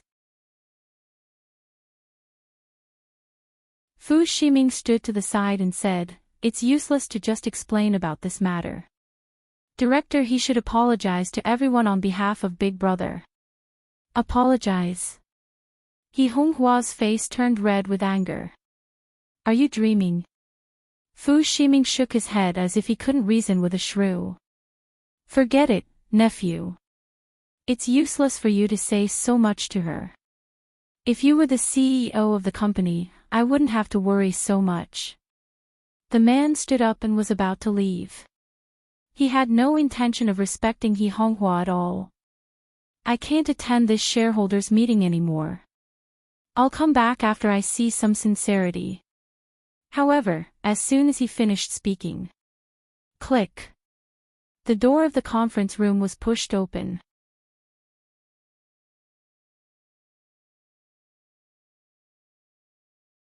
Chapter 1038. Fu Shiming shook his head, looking as though there was no way he could reason with a shrew. Forget it, nephew, there's no point in talking to her. If you were the CEO of the company, I wouldn't have to worry so much. He stood up and was about to leave without any intention of respecting He Honghua. I won't be able to continue with the shareholders' meeting. I'll come back after I see the sincerity of some people. However, the moment he finished his sentence, Katha, the meeting room door was pushed open. A clear but cold voice slowly rang in everyone's ears, like ice cubes soaked in sake. The voice wasn't fast or slow, it was deep and neutral. They couldn't tell if it was a man or a woman, but it was so pleasant that it was hard not to notice. There's no need for that. From today onwards, Boss Lee, you're kicked out. That one sentence broke the silence. In an instant, everyone turned to look at the source of the voice. A youngster stood there, her silver hair matched perfectly with a suit. Her collar wasn't tied tightly, instead, it was slightly loosened. Her tall and slender figure was cut by the light. She was elegant and handsome, a living young master of an aristocratic family. Some people froze. After all, no one had expected that the next time they saw this useless person, he would be even more dazzling than before. Other than the previous shareholders' meeting, which had shocked everyone. This time, there was an indescribable aura. It was as though an ancient sword had finally been unsheathed from its scabbard, shining with its original brilliance. The expression on Boss Lee's face seemed to have been sucked out, leaving only anger. What do you mean? What I said. Bojo walked over, supporting herself with one hand on the meeting table. She smiled. Boss Lee, don't you want to withdraw your investment? Sure, from today onwards, you're kicked out. Manager Lee laughed. Some people think they're so great just because they're good at gaming. Alright, let's divest, right? Everyone heard it. With such a small shareholder, the company's profits won't be any better in the future. If we don't divest, do we still have a way out? Brotherly, Fu Zhongyi stepped forward and patted him on the shoulder. All these years, we all know how much you have done for the company. Don't worry, we won't let anyone force you to leave. The most important thing to do in a business is to learn to be grateful. It seems that some people are clearly not suitable to be the decision makers of the group. I'm sure everyone here knows who is right and who is wrong. At this point, Fu Zhongyi turned his head and looked at everyone in the meeting room. Everyone can see that my son is full of hostility and doesn't respect these elderly uncles at all. This goes against the ideals we had when we started our business. I suggest that we start with the highest voting rights. No matter how many shares we have, the one with the most votes will be the one to manage the lawsuit. When Manager Lee heard that, he immediately said, yes, activate the highest voting rights. The company cannot be destroyed by such an arrogant person. When He Honghua heard this, there was an obvious anxiety on her face. She had never imagined that Fu Zhongyi would have the cheek to say that the most important thing in business was gratitude. The people who had started the business with him had all been kicked out of the company by him with all kinds of excuses. And this Manager Lee was one of the people who had squeezed out other people's positions back then. What credit? What credit does he have? When these words came out of their mouths, He Honghua only felt a wave of disgust, a disgust that came from the bottom of her heart. How can there be such a shameless person? And the other party even wanted to use this reason to activate the highest voting rights. It was not easy for Chuzhou to get back her shares. It was so that she could have the absolute right to speak. Once the highest voting rights were activated, all of her previous efforts will be in vain. From the moment they entered the room, the other people were very quiet. Obviously, they had made a deal with Fu Zhongyi behind his back. So, they acquiesced to Fu Zhongyi's words. When He Honghua saw this situation, she was very anxious and wanted to say something. The youngster just sat there and said casually, credit. When did Manager Lee do anything that is beneficial to the company? Aren't you always getting rebates for purchases? Who are you saying is getting rebates? Manager Lee exploded on the spot. I'm telling you, don't slander me. The youngster looked at him and said very slowly, Lawyer Bai. Lawyer Bai. Which Lawyer Bai? When Lawyer Bai is mentioned, the first thing that people think of is the word Bai. Manager Lee's face turned pale for a moment. No, impossible, it can't be that Lawyer Bai. Unfortunately, his prayers did not have much effect in the end. A certain someone in a suit walked in from the door. He was carrying a briefcase in his hand. His handsome face almost became the living sign of the entire lawyer world. Ordinary people may not know this person, but those in the business circle know him. Because no matter how low the case was, he was able to completely reverse the situation. At this time, even Fu Zhongyi's smiling face stiffened. Not to mention, Manager Lee who was speaking righteously just now. How is this possible? How can he hire Lawyer Bai?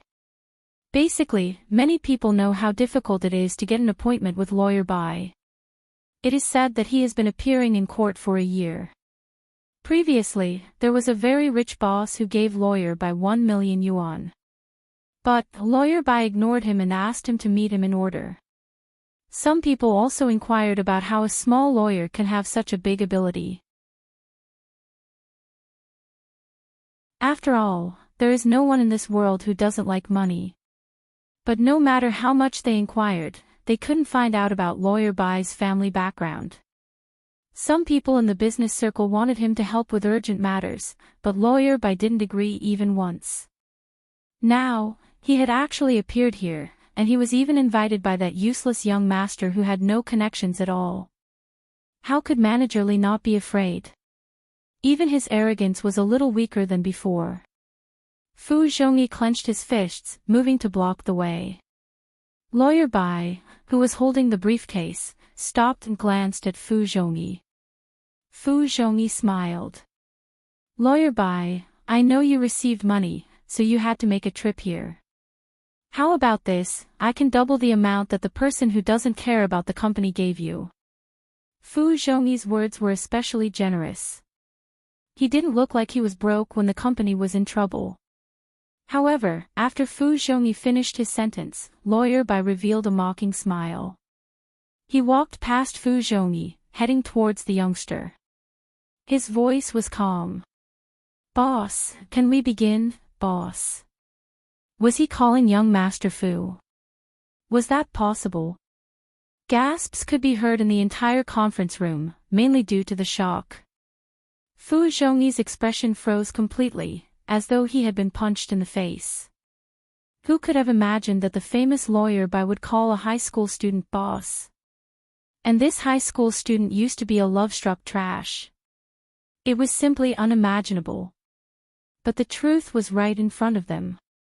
The youngster knocked on the table with one hand, his aura unchanged. Even though Lawyer Bai was standing beside him, the formless aura didn't waver. Instead, he spoke with a mocking tone akin to a vampire.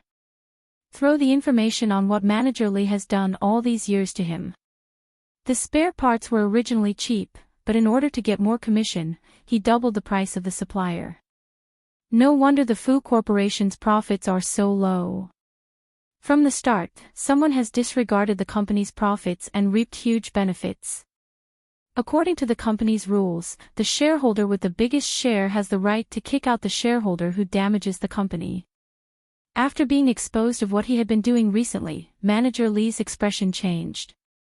It was as if all the blood had drained from his face. But that wasn't the end.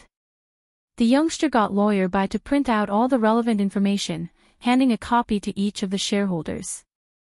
Bo Jiu continued, "You can come in and take him away." The other shareholders glanced at each other. They had assumed it was the usual security guards who had come to take him away. When they saw that the person who came was wearing a police uniform and handcuffs, all of their foreheads broke out in cold sweat. Manager Lee's eyes widened. Lawyer Bai pushed his spectacles up his nose, his tone calm and emotionless. As Mr. Lee had embezzled a huge sum of money during his work, from today onwards, we have officially filed a lawsuit against him. It seems like there's a conclusion. Which meant that the police had verified the information and were here to arrest him. Boss Lee was really done for this time. Relatively speaking. Fu Zhongyi and Fu Ximing's plan had been disrupted halfway. Some of them watched as Manager Lee was brought out. They had already lost half of their courage. Besides, this wasn't the end. The youngster on the boss's chair laughed again, her tone calm. I heard someone wants to withdraw his investment. Which uncle is it? Stand up for me. The fat man who had helped Manager Li and Fu Zhongyi to suppress He Honghua was sweating profusely. The sound of the metal cuffs on Manager Li's hands made him feel as though he was going to end up the same way. He had only taken Fu Zhongyi's money and helped them verbally. He had no intention of withdrawing his investment. After all, there were 3 or 4 people who wanted to rebel. In the current Fu Corporation, if they didn't do something, they could be eliminated at any time. This wasn't the life they wanted. They just wanted money, they didn't want to do anything.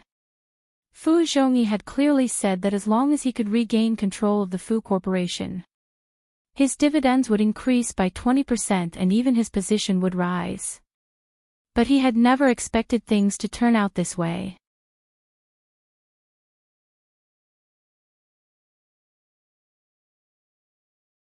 Chapter 1039. Boss Zhang. The youngster's voice was as pleasant as ever, carrying a hint of indolence and coldness. The fat man who was pointed at trembled and stared at his wrists as if they had been handcuffed. After all, Manager Li was able to successfully get so many rebates because he had a hand in it. Why aren't you speaking? Bo Jiu glanced at him, her lips lifting. Weren't you the one who wanted to withdraw your investment? Fat Head and Big Ears raised his hand, wiping the sweat off his forehead as he replied anxiously, and no. You didn't. Bo Jiu stood up and walked over. She bent down and placed both her hands on Fatty and Fu Ximing's chair. The sunlight fell on her lips, making her look like a devil that had walked out of the darkness. Elegant, handsome, but dangerous. I heard that someone wanted me to apologize. Fu Ximing's eyes lit up. That's right. I heard that someone wanted me to apologize. Fat Head and Big Ears trembled again. For some reason, he felt a chill down his spine when he heard the youngster's voice. It was probably because of the fear in his heart. In addition, this person was usually timid. When the higher-ups pressured him to do some things, he would not do it. This resulted in the current situation where people got a lot of kickbacks. Of course, it was also because of his greed. But even so, in that instant, he couldn't explain the oppressive aura he felt from the youngster. Change. The only feeling he had was that this wastrel, the useless young master they had never been able to trust, was really different from before. The previous change in the shares wasn't a coincidence. Boss Zhang was so afraid he didn't know what to say. Fu Ximing was still as arrogant as ever, glancing over. Big brother, shouldn't you apologize for ruining our company's reputation with your usual actions? Our company. Bo Jiu smiled. It seems like you aren't clear who this company belongs to. Fu Ximing scoffed. Big brother, I think you are the one who isn't clear. I already have shares in Fu Group, so of course it belongs to our company. Oh. Bo Jiu arched a brow. Lawyer Bai, please show everyone the restructured company structure. Lawyer Bai took over Fu Ximing's previous position and inserted the USB drive into the projector. A document was projected out and it was written in black and white, clearly stating the changes to the company. As the document unfolded, both Fu Ximing and Fu Zhongyi's faces darkened. Fu Zhongyi could no longer pretend to be magnanimous. He slammed the table with his right hand. Nonsense. What nonsense? What do you mean by the distribution of shares will be based on performance? You even gave shares to some employees. What are you doing? Do you want all of us to withdraw our investments? Sure. The young man's words landed on Fu Zhongyi's head. Fu Zhongyi looked like he couldn't believe his ears. He paused and said, "What did you say? You can withdraw your investment." Bojiu's posture didn't change, but her gaze was as sharp as ice. "Let me take this opportunity to tell you something, Boss Fu. You don't have to threaten me with withdrawing my investment. To put it simply, I have money." Fu Zhongyi's breathing changed when he heard the outrageous words. "You mean you want to force us, the old board members, to leave? Fine. I want to see how you are going to operate without our funds. You will be begging us then." Lawyer Bai pushed his spectacles up the bridge of his nose, reminding him, "Boss Fu, you probably haven't finished reading the document boss asked me to draft. Boss Fu, you can continue reading." With that, Lawyer Bai moved the mouse. The youngster's investment was clearly stated on the document. The numbers weren't mentioned. However, there was one thing. Everyone was stunned when they saw the string of numbers. The entire meeting room was extremely quiet. It was so quiet that one could hear a pin drop on the ground. It was too much. It was really too much. The string of numbers was so many that Honghua's eyes widened. Her expression was filled with shock. Her Joe, when did she get so much money? Was there such a huge prize for winning any sports competition? This amount was enough to buy 3 Fu enterprises. That meant it was 5 times the amount Fu Zhongyi and the rest had. Honghua's first reaction was to turn towards her Joe. The youngster stilled, reaching out to caress her nose. Bojiu retracted her sharpness when she faced Honghua. At this moment, both Fu Zhongyi and Fu Ximing's expressions were ugly. They said they wanted to withdraw their investment. But they used the money to force it back. More importantly, when did this useless person get so much money? Fu Zhongyi was the most frustrated. If he had known this would happen, he wouldn't have been so adamant. He wouldn't have gone against his eldest son all the time. Now that things had escalated to such a state, how was he going to resolve this? When Fu Ximing saw Fu Zhongyi's expression, he knew his father was going to change his mind. He clenched his fists, wanting to say something. Just then, the meeting was interrupted. "Sorry for the interruption." Everyone turned towards the source of the voice. The man was dressed in a suit, holding a document in his hands as he walked towards her. "Young Master Joe, I'm from the Qin Group. This is the investment from Boss Qin. It's 520991314. It's not a lot." Boss Qin said that it represents his sincerity. 500 million. Not a lot. That was the first reaction of the shareholders. Only Bojiu paused when she heard the string of numbers. She remembered the password the Almighty had told her and coughed lightly. "Tell Brother Mo that I've received his sincerity, but he doesn't need the investment." "All right then." The man smiled. "Boss Qin predicted that young Master Joe wouldn't accept it, but he instructed me to pass on the message." There are 20 minutes left before the 2-hour deadline. Boss Qin's car is downstairs. Hearing this, the shareholders were so shocked that they didn't know what to say. They had indeed heard of it. Young Master Qin and their young Master Fu had a good relationship. But no one could be sure if the word good was an exaggeration. After all, they were from the same team and it was normal for them to work together. Everyone in the business world knew that young Master Qin valued esports the most. Back then, Ximing had mentioned that he had a good relationship with young Master Qin. But one day, when Ximing had gone over to greet him, young Master Qin hadn't even spared him a glance. Hence, the shareholders had always maintained a neutral attitude towards such matters. In other words, they weren't completely convinced. But on this day, Young Master Fu had come for the meeting and young Master Qin had immediately prepared 500 million. He had even waited downstairs personally. How good of a brother could he be to such an extent? Or was it as the internet had said? Young Master Qin and young Master Fu were together. If that was the case, how many times would Fu Corporation's market rise in the future? Everyone wanted to use their calculator to do the math. They didn't even need to think about withdrawing their investment. The best thing to do now was to stay. However, it was not up to these people to decide whether to leave or not. Bo Jiu straightened, stuffing a hand into her pocket as she walked towards Fu Zhongyi, who had stiffened.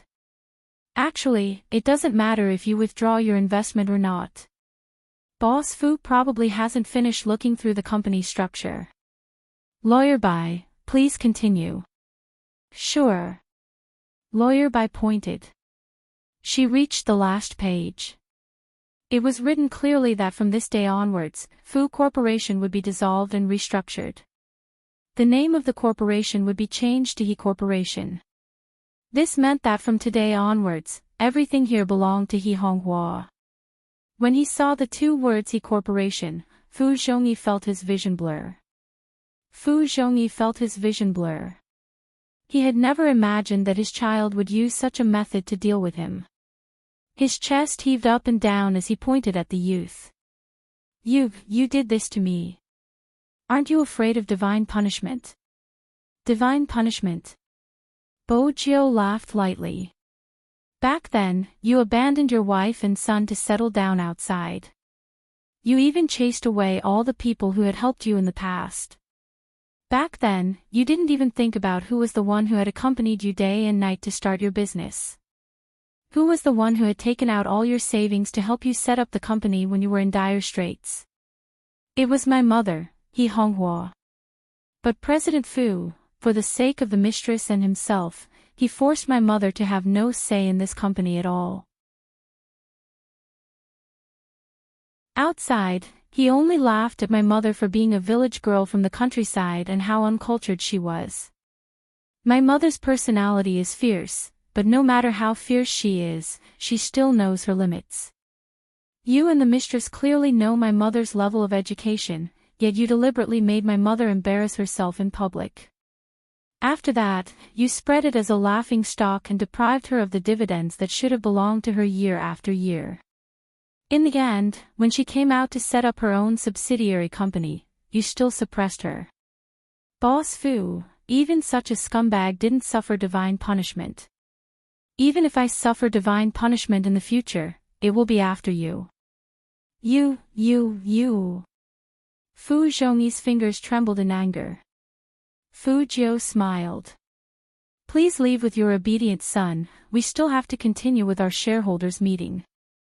This company doesn't belong to the Fu family anymore, it belongs to the He family. Fu Zhongyi would never have expected to lose his authority in the company. But Lawyer Bai's words were never just for show. Was he really going to be chased out of the company just like that? For some reason, he watched the youngster's handsome and smiling face. Fu Zhongyi suddenly recalled a year ago. It had been around this time. He had sent out orders for He Honghua to leave the company. She had only attended the meetings occasionally as a shareholder. At that time, his eldest son had been there as well. He had been standing outside and shouting at He Honghua. Why don't you talk to Dad properly? Why don't you dress up prettier? You only know how to dance in the square. If you could be like others, this wouldn't have happened. Did you do something embarrassing again to be chased out? You asked me not to ask, so don't bother about me. The louder the commotion, the better it was for him. Because of this incident, the relationship between the mother and son had deteriorated. He didn't mind since he didn't want a useless person to inherit the company. But at that time, he had spoken up to make him happy, so he wouldn't have missed out on his allowance. If it hadn't been for his son's excessive spending, he wouldn't have gone to such extremes. But now, the youngster in front of him wasn't the same as before. You aren't my son. Tell me, where did you hide my son? Fu Zhongyi reached out and grabbed the youngster's collar. His meticulously groomed hair was disheveled because of this action. His face trembled, his expression a little deranged. He is clearly a useless person. Who exactly are you? Bo Jiu didn't move, allowing him to roar. One of her hands was still in her pocket, her cold and handsome face sweeping them a glance. She looked like a noble vampire looking down from above. I am someone who crawled out from hell. My job is to destroy ungrateful scum like you. Fu Zhongyi's entire body trembled. At that moment, it was as though he had seen a devil. His eyes shook violently, as though he had been shaken by something. His grip on his collar loosened gradually. Fu Ximing was smart. He knew that if he stayed any longer, he would only end up worse. He reached out and grabbed Fu Zhongyi, leading him out. At the same time, he understood that this was no longer their place. This scene was so similar. But back then, he was still young. Standing in that meeting room, the ones being chased away were the uncouth parents. Especially at that time, He Honghua was the target of everyone's criticism. Who would have thought that the useless son she gave birth to would end up like this? At first, he had thought that with those photos, Fu Jiu would be useless. But now, they were the ones who were useless. Regardless of how valuable his shares were, once the main company was disbanded and the name changed, it would be converted into cash. He wouldn't be allowed to continue being a shareholder. For people who do business, it was as though he had nothing left. Besides, Fu Zhongyi's business couldn't be entirely using his own money. There was still the loan from the bank. With that in mind, Fu Ximing didn't even want to help him up. Why was his father, who used to be so pleasing to the eye, a burden now? Fu Zhongyi was infuriated. He wanted to turn and analyze the situation with his beloved son, but he realized that Fu Ximing's gaze had changed. He had seen that gaze many times. Because he had looked at He Honghua and Bo Jiu with the same gaze. Disdain, as though he was looking at a piece of dog skin plaster that would stick to him. In that instant, Fu Zhongyi's heart turned cold. He didn't know why, but he suddenly thought of the word retribution on the other side. In the meeting room.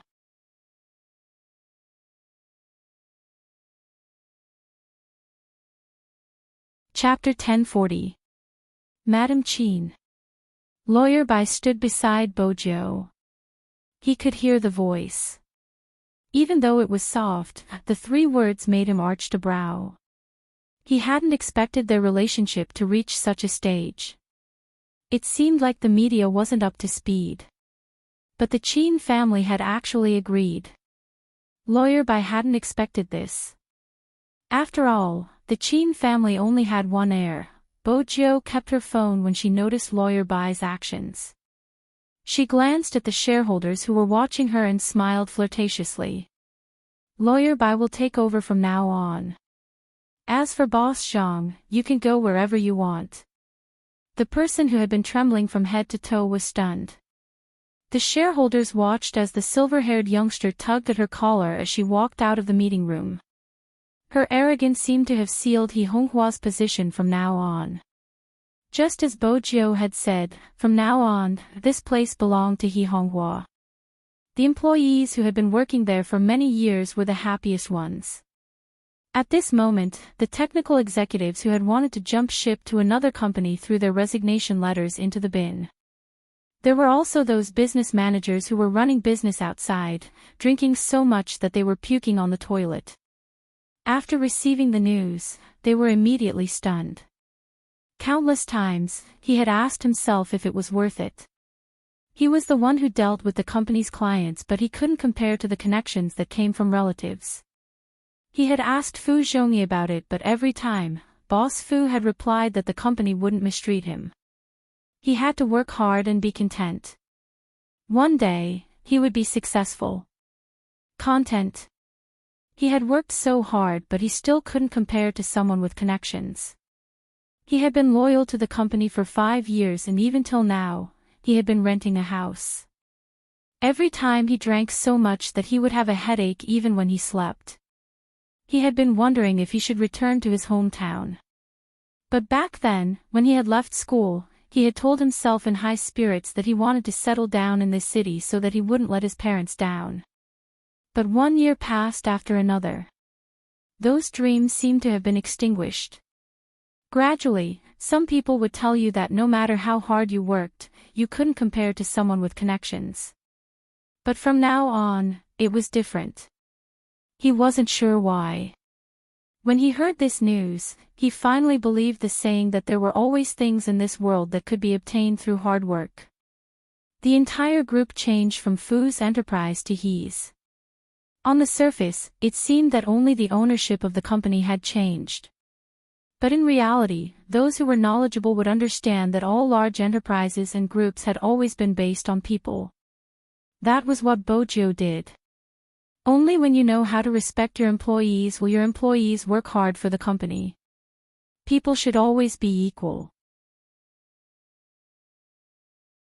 Honghua was still in a daze. Even though the meeting was over, she still had a lot of questions for her Joe. Lawyer Bai tidied up his documents and walked towards her. Honghua called out to him, "Lawyer Bai, Joe, Mr. He." Lawyer Bai was smart, summarizing everything with one sentence. Normal businessmen wouldn't think of this point, but boss only did it. It's probably because he learned from you. Not only must one be strong, but one must also know how to be grateful. That's why there's an employee share system. Honghua was taken aback. Lawyer Bai didn't say much, leaving politely. But his words were clearly heard by all the employees. No one knew. It had been from that day onwards. A small group had soared because of their management philosophy. In a short span of 5 years, they had become the leading enterprise in Jiang City. At that time, people only knew that the executive director of He Group was a female entrepreneur who came from a village. Her career and family had been taken away, but she had learned some principles through the pain. These principles weren't just about building without destruction. Live for yourself and be grateful to those who had helped you. Of course, this was all in the future. Now, the most important thing was that young Master Qin was waiting at the reception area. Basically, all the female employees couldn't control themselves. They couldn't help but look over. Until a silver-haired young man walked out of the elevator and walked straight to young Master Qin's side. Then, he reached out and tugged at his collar as if to breathe. Then, he naturally bent down and kissed young Master Qin. It wasn't a kiss, it was a real kiss. Have you been waiting for a long time? Bojo watched as the Almighty waited for her. When she thought about how she would be able to kidnap him in 3 to 4 days, she couldn't control herself. When she kissed him, she noticed a sharp intake of breath. But since she had already kissed him, she couldn't pretend that nothing had happened. Hence, she sat down beside the Almighty, her lips lifting into an indescribable devilish smile. The beauty at the front desk had the clearest view. At this moment, she couldn't help swallowing her saliva. That was their Fu, young Master Fu. He actually dared to kiss young Master Qin in front of everyone. More importantly, young Master Qin wasn't angry. He didn't throw young Master Fu through the glass door. Instead, the coldness in his body disappeared. He placed the business magazine aside and reached out to pinch young Master Fu's face. What was going on? The strangest thing was the way young Master Fu had kissed young Master Qin and the way he had said it. It was as though a CEO was treating his newlywed sweetheart. Their positions were all messed up. Was it because of their young Master Fu? Before anyone could regain their senses, Qin Mo had already pulled Bojo's hand up. Qin Mo held onto her hand and stood up. His other hand was wrapped in a white bandage, making him look noble and aloof, unlike before. He didn't seem to care about the commotion he had caused. He walked past the Fu Corporation's employees and reached the entrance. There was already a chauffeur inside. The car didn't look very eye-catching from the outside. Compared to the cars in the Chin family's garage, this was probably the most low-profile. Bojo noticed it but didn't think much about it. Only when they boarded the car did the Almighty say, "To a university." Bojo arched a brow. A university. To meet the headmaster. Chin Mo supported his chin, his voice indescribably lazy. "You will fail if you don't attend classes for a long period of time." That was when Bojo remembered that the Almighty hadn't graduated, but the Almighty never attended classes. Besides, a university wouldn't bother him in this aspect. Hence, there was only one possibility. He was meeting the headmaster, but it had nothing to do with attending classes. He probably wanted to investigate something.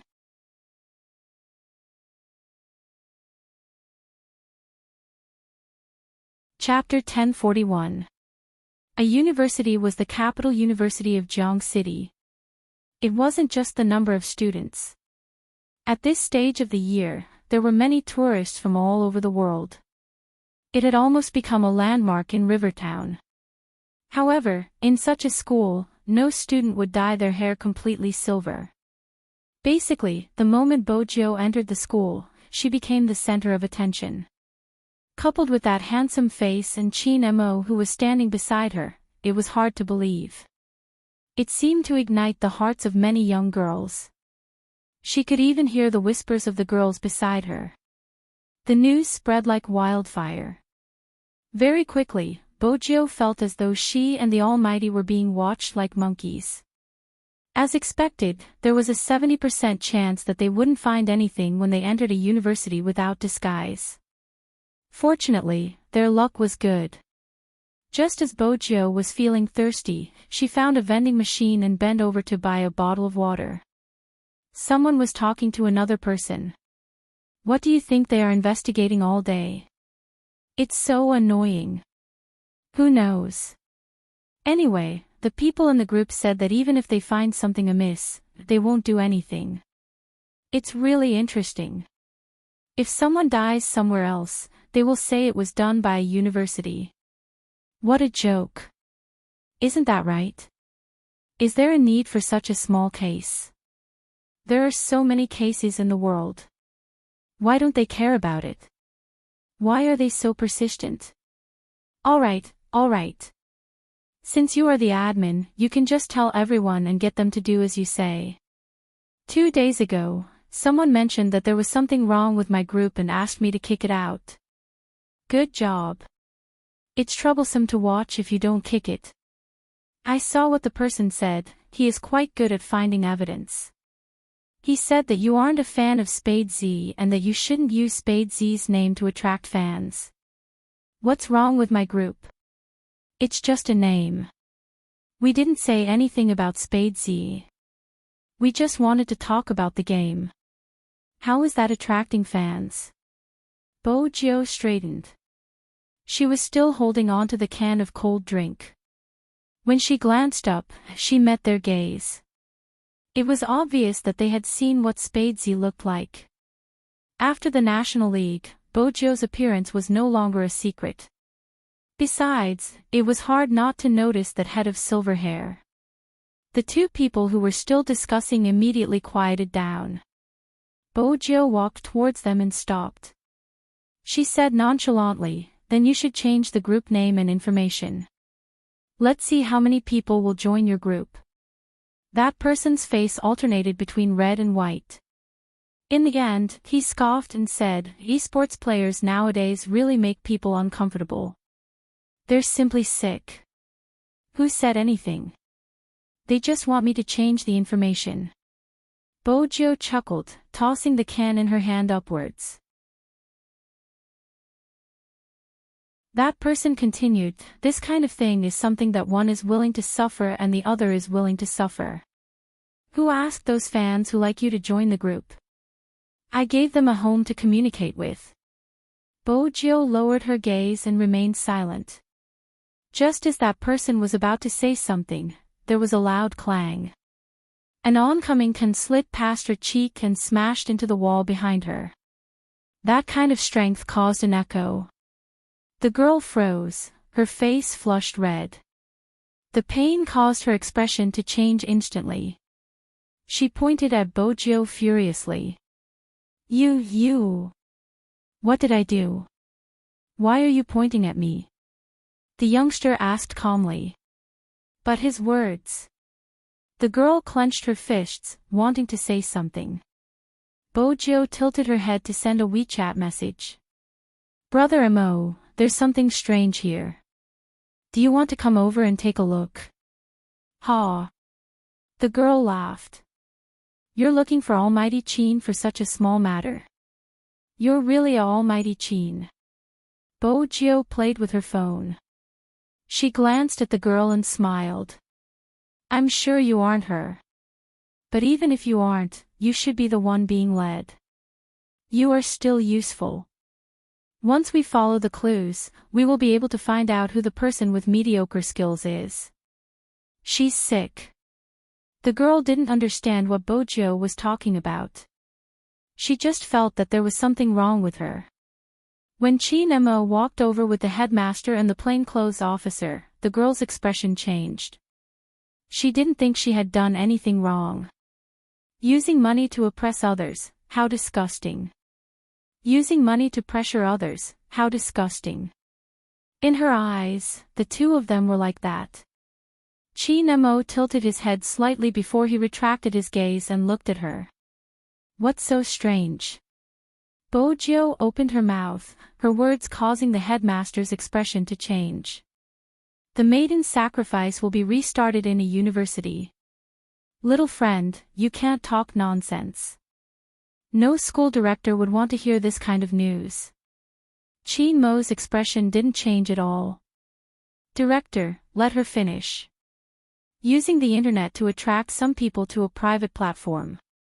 There are many types of private platforms. They might seem ordinary, but in reality, they are breeding grounds. Through communication, hints are usually planted in people's hearts unknowingly. People who follow the crowd are easily influenced. Besides, in China, there aren't many people who have faith and don't believe in karma. They have a weak sense of right and wrong. Regardless of whether it's their actions or words, they are based on their own perspective. They can't see the pain of others and build their happiness recklessly. Once someone guides them, they will become keyboard warriors who can force others to their death because they don't have to take responsibility for their sarcastic remarks. Bojo paused slightly before continuing. Director, logically speaking, a university student should have the most basic morals. Even if they notice something amiss, they shouldn't react. There are so many cases in the world, why don't they care about them? Why do they insist on targeting us? I didn't expect these words to come out of the mouths of the students of a university. Investigating the case was for protection, but in their eyes, it had been twisted into something else. They were using the group chat to influence others. How many students like her were there in a university? I should investigate further. This was one of the reasons. Secondly, perhaps this student could explain if there were any acquaintances beside her. The headmaster understood, but he didn't want to understand. As a senior, he smiled. Isn't that a little too scary? Oh. Bojo laughed lightly. Director, you can wait and see if you don't believe me. Before the headmaster could reply, the headmaster spoke.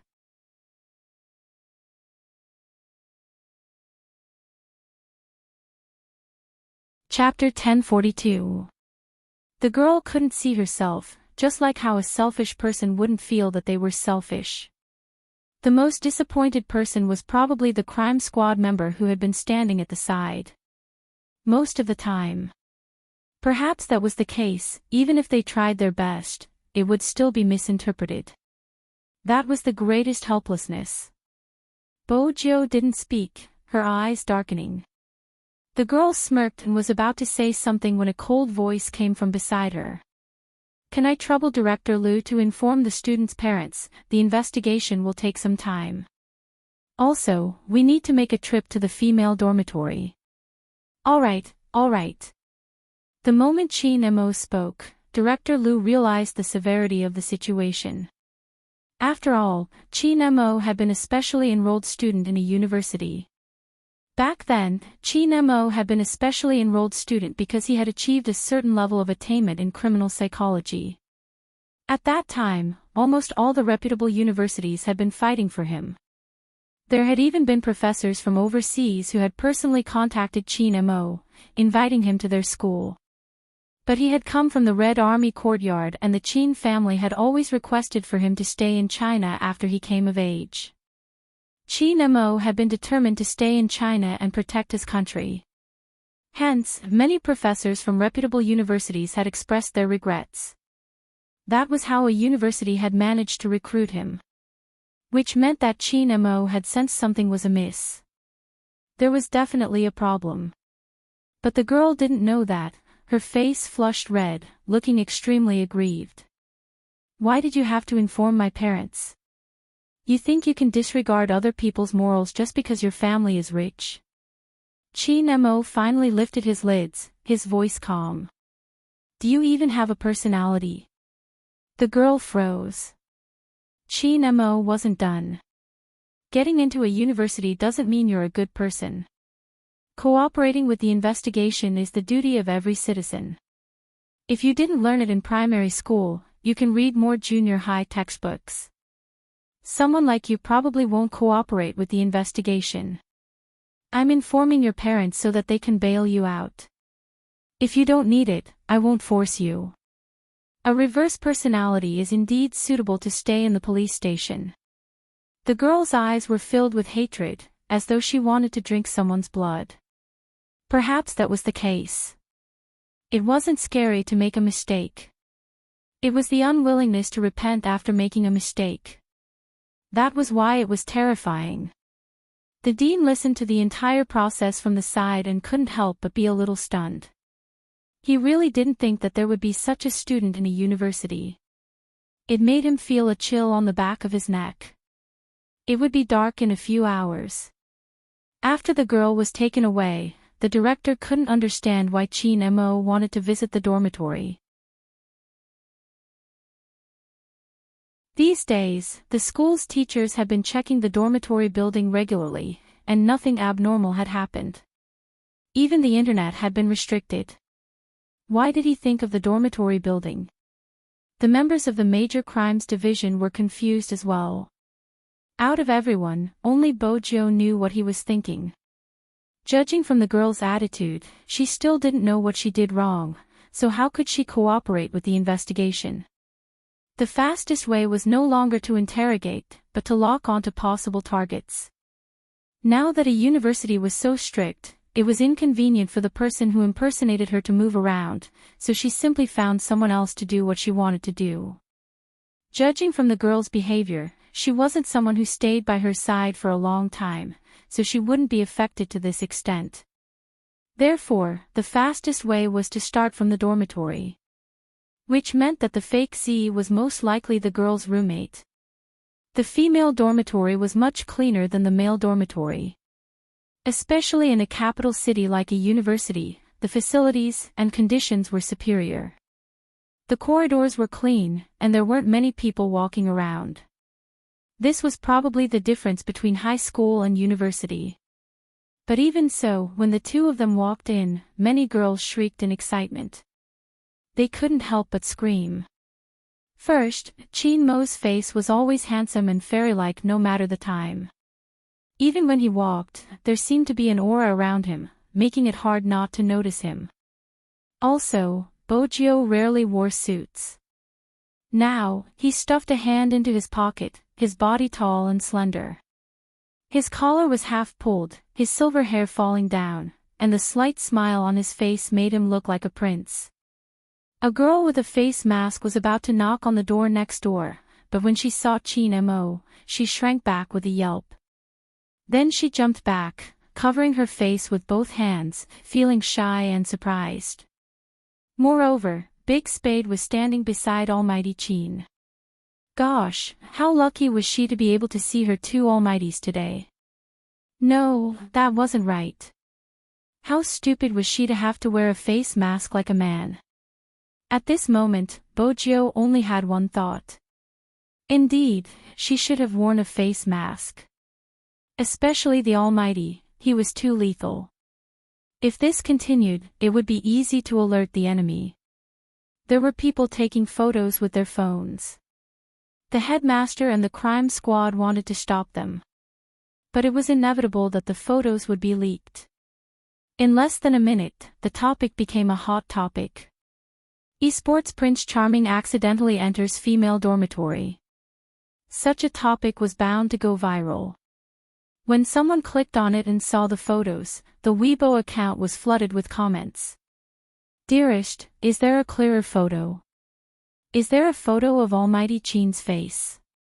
Big Spade and Almighty Chin entered the female dormitory together. Is it fake? After the appraisal, it might be real. That handsome silver short hair and the way he walks, it does resemble my Big Spade. I've never felt so blessed living in a university. The coordinates are the female dormitory, it means I'm looking at the two almighties. The popularity didn't seem to be decreasing. It was just like the screams coming from the dormitory corridor. Even the headmaster's authority couldn't suppress the commotion from the surrounding students. There was only one thought in his mind: it was difficult to move an inch with the two of them together. Outside the dormitory, many people started to run into the building, worried that they wouldn't be able to watch. Only one person, who was about to return to the dormitory with a book in his hand, paused at this moment. Seeing this scene, he pulled the person beside him and said, "Student, may I ask what's going on? Why are they all running towards the dormitory building? Don't you know? Supreme Alliance's two almighties are here, they're in our dormitory." The girl's face was flushed when she spoke, clearly agitated.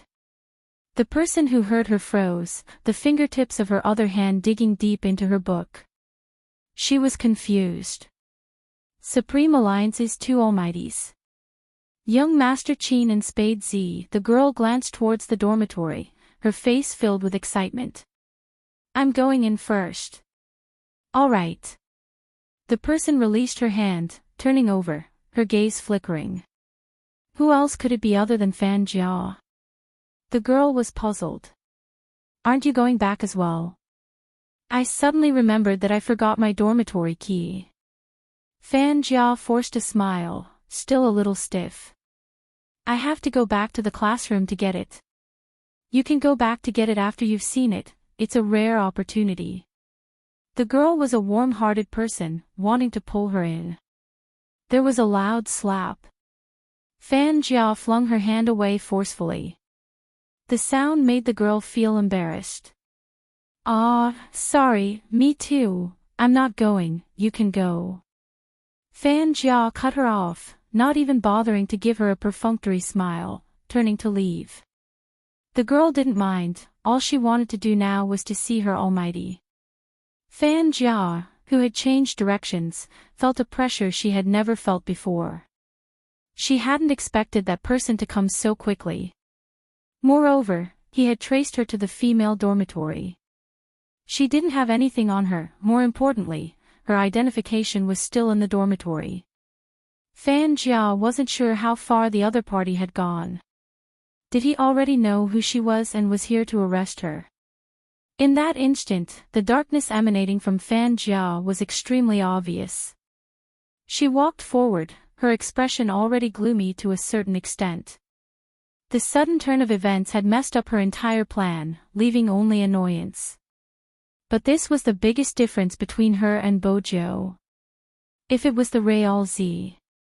Even at this stage, she would still be able to determine the crux of the problem and find the key to solving it. For example, if he really knew who she was, he wouldn't have entered the female dormitory, he would have ordered for her arrest. Fan Jia had always been confident that she understood Qin Mo the best. But in reality, someone who didn't even have the courage to fight Qin Mo wouldn't understand him the best. She had never been the one to fight Qin Mo fair and square. It was Z, the silver-haired youngster who dared to stand beside Qin Mo, her eyes filled with a devilish laziness. Brother Mo, as an almighty, you shouldn't go through a girl's things. Leave such immoral things to me. The headmaster was a little confused when he heard this. Aren't you a Prince Charming too? Qin Mo didn't bother about her, walking towards one of the beds. At this moment, the headmaster received the information on the 4 students in the dormitory and was about to place it in Qin Mo's hands. Qin Mo flipped open a book on the wooden table, his voice calm as he interrupted him. How many students with the surname Fan? The headmaster stilled, asking instinctively, how did you know there's a student with the surname Fan? Qin Mo flipped his hand, showing him the signature on the book. The headmaster wanted to say something. The youngster caressed his chin. I think she's called Fan Jia. The headmaster. He hadn't said anything. Were they here to get their fortune told? There's a signed receipt in the bin. Bo Jiao stood up, showing the receipt in her hands. But there was something she didn't understand. Brother Mo, why didn't you ask anyone else? Why did you ask Fan Jia first? Qin Mo's fingers moved, pointing towards the books on the shelf. The books one likes to read can often reflect a person's personality and heart. Her table is overly clean and she is dressed like a young lady. But the books here have dark backgrounds, it doesn't match a young lady's feelings. Conflict means there's a problem. I see. Bo Jiao smiled lazily. She had learned another trick from the Almighty. But the next second, Qin Mo spoke again. Qin Mo added, the others are basically normal, unlike a certain someone who reads the Super Pampered Little Wife, Where Are You Going? Series. The youngster who was still flipping through the books almost slipped. How could he not mention her dark history? He continued nonchalantly, you don't seem to read those books anymore. How did you change your reading habits so easily? Bo Jiao arched a brow, her instincts telling her that it was a trap. She replied casually, I've grown up, my mindset has definitely changed. Is that so? The word that represented uncertainty appeared again. This meant that the Almighty didn't believe her. Bo Jiao was thinking about how she should reply if the Almighty continued to test her. After all, she couldn't afford to be exposed before she left the country. Otherwise, she wouldn't be able to kidnap her. Fortunately, the Almighty only glanced at her once before returning his attention. He turned to the counselor beside him, his voice calm. What's the personality of the student named Fan Jia like? Did anything special happen? Nothing special happened and she has a cute personality. She gets along well with her roommates. This was the counselor's reply. It wasn't hard to hear the compliments in his tone. Fan Jia had left a good impression. Qin Mo flipped through the book in his hands. Who is Fan Jia's best friend? Best friend? The counselor took a moment to recall, a confused expression on his face. I don't think so, she doesn't like to participate in group activities. Bo Jiao arched a brow. She got along well with her roommates but didn't have any close friends and didn't participate in group activities. That itself was strange. Qin Mo noticed it as well, asking, when did she start school? She started school early but because she wasn't feeling well, she only started classes half a year after school started. She seems like a rich girl. The counselor was still confused. She used to stay outside but would come back occasionally. What's wrong with an easygoing student? Bo Jiao glanced down, grasping the crux of the problem. She used to stay outside. When was that? About a month ago, I can't remember the exact time but she has been staying in school ever since. I heard that her rent was due and it was more convenient for her to stay in school, so she came back. The counselor felt that it was a common occurrence. He couldn't understand why the investigation would lead to this dormitory. But it was too much of a coincidence for Bojo. About a month ago, she had locked onto the fake Z's neighborhood. Unconsciously, Bojo glanced in Chin Mo's direction. Coincidentally, Chin Mo was also looking at her. It was as though they were telepathic.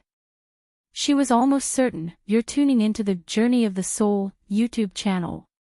Don't forget to subscribe and join us on this journey to catch the most captivating stories."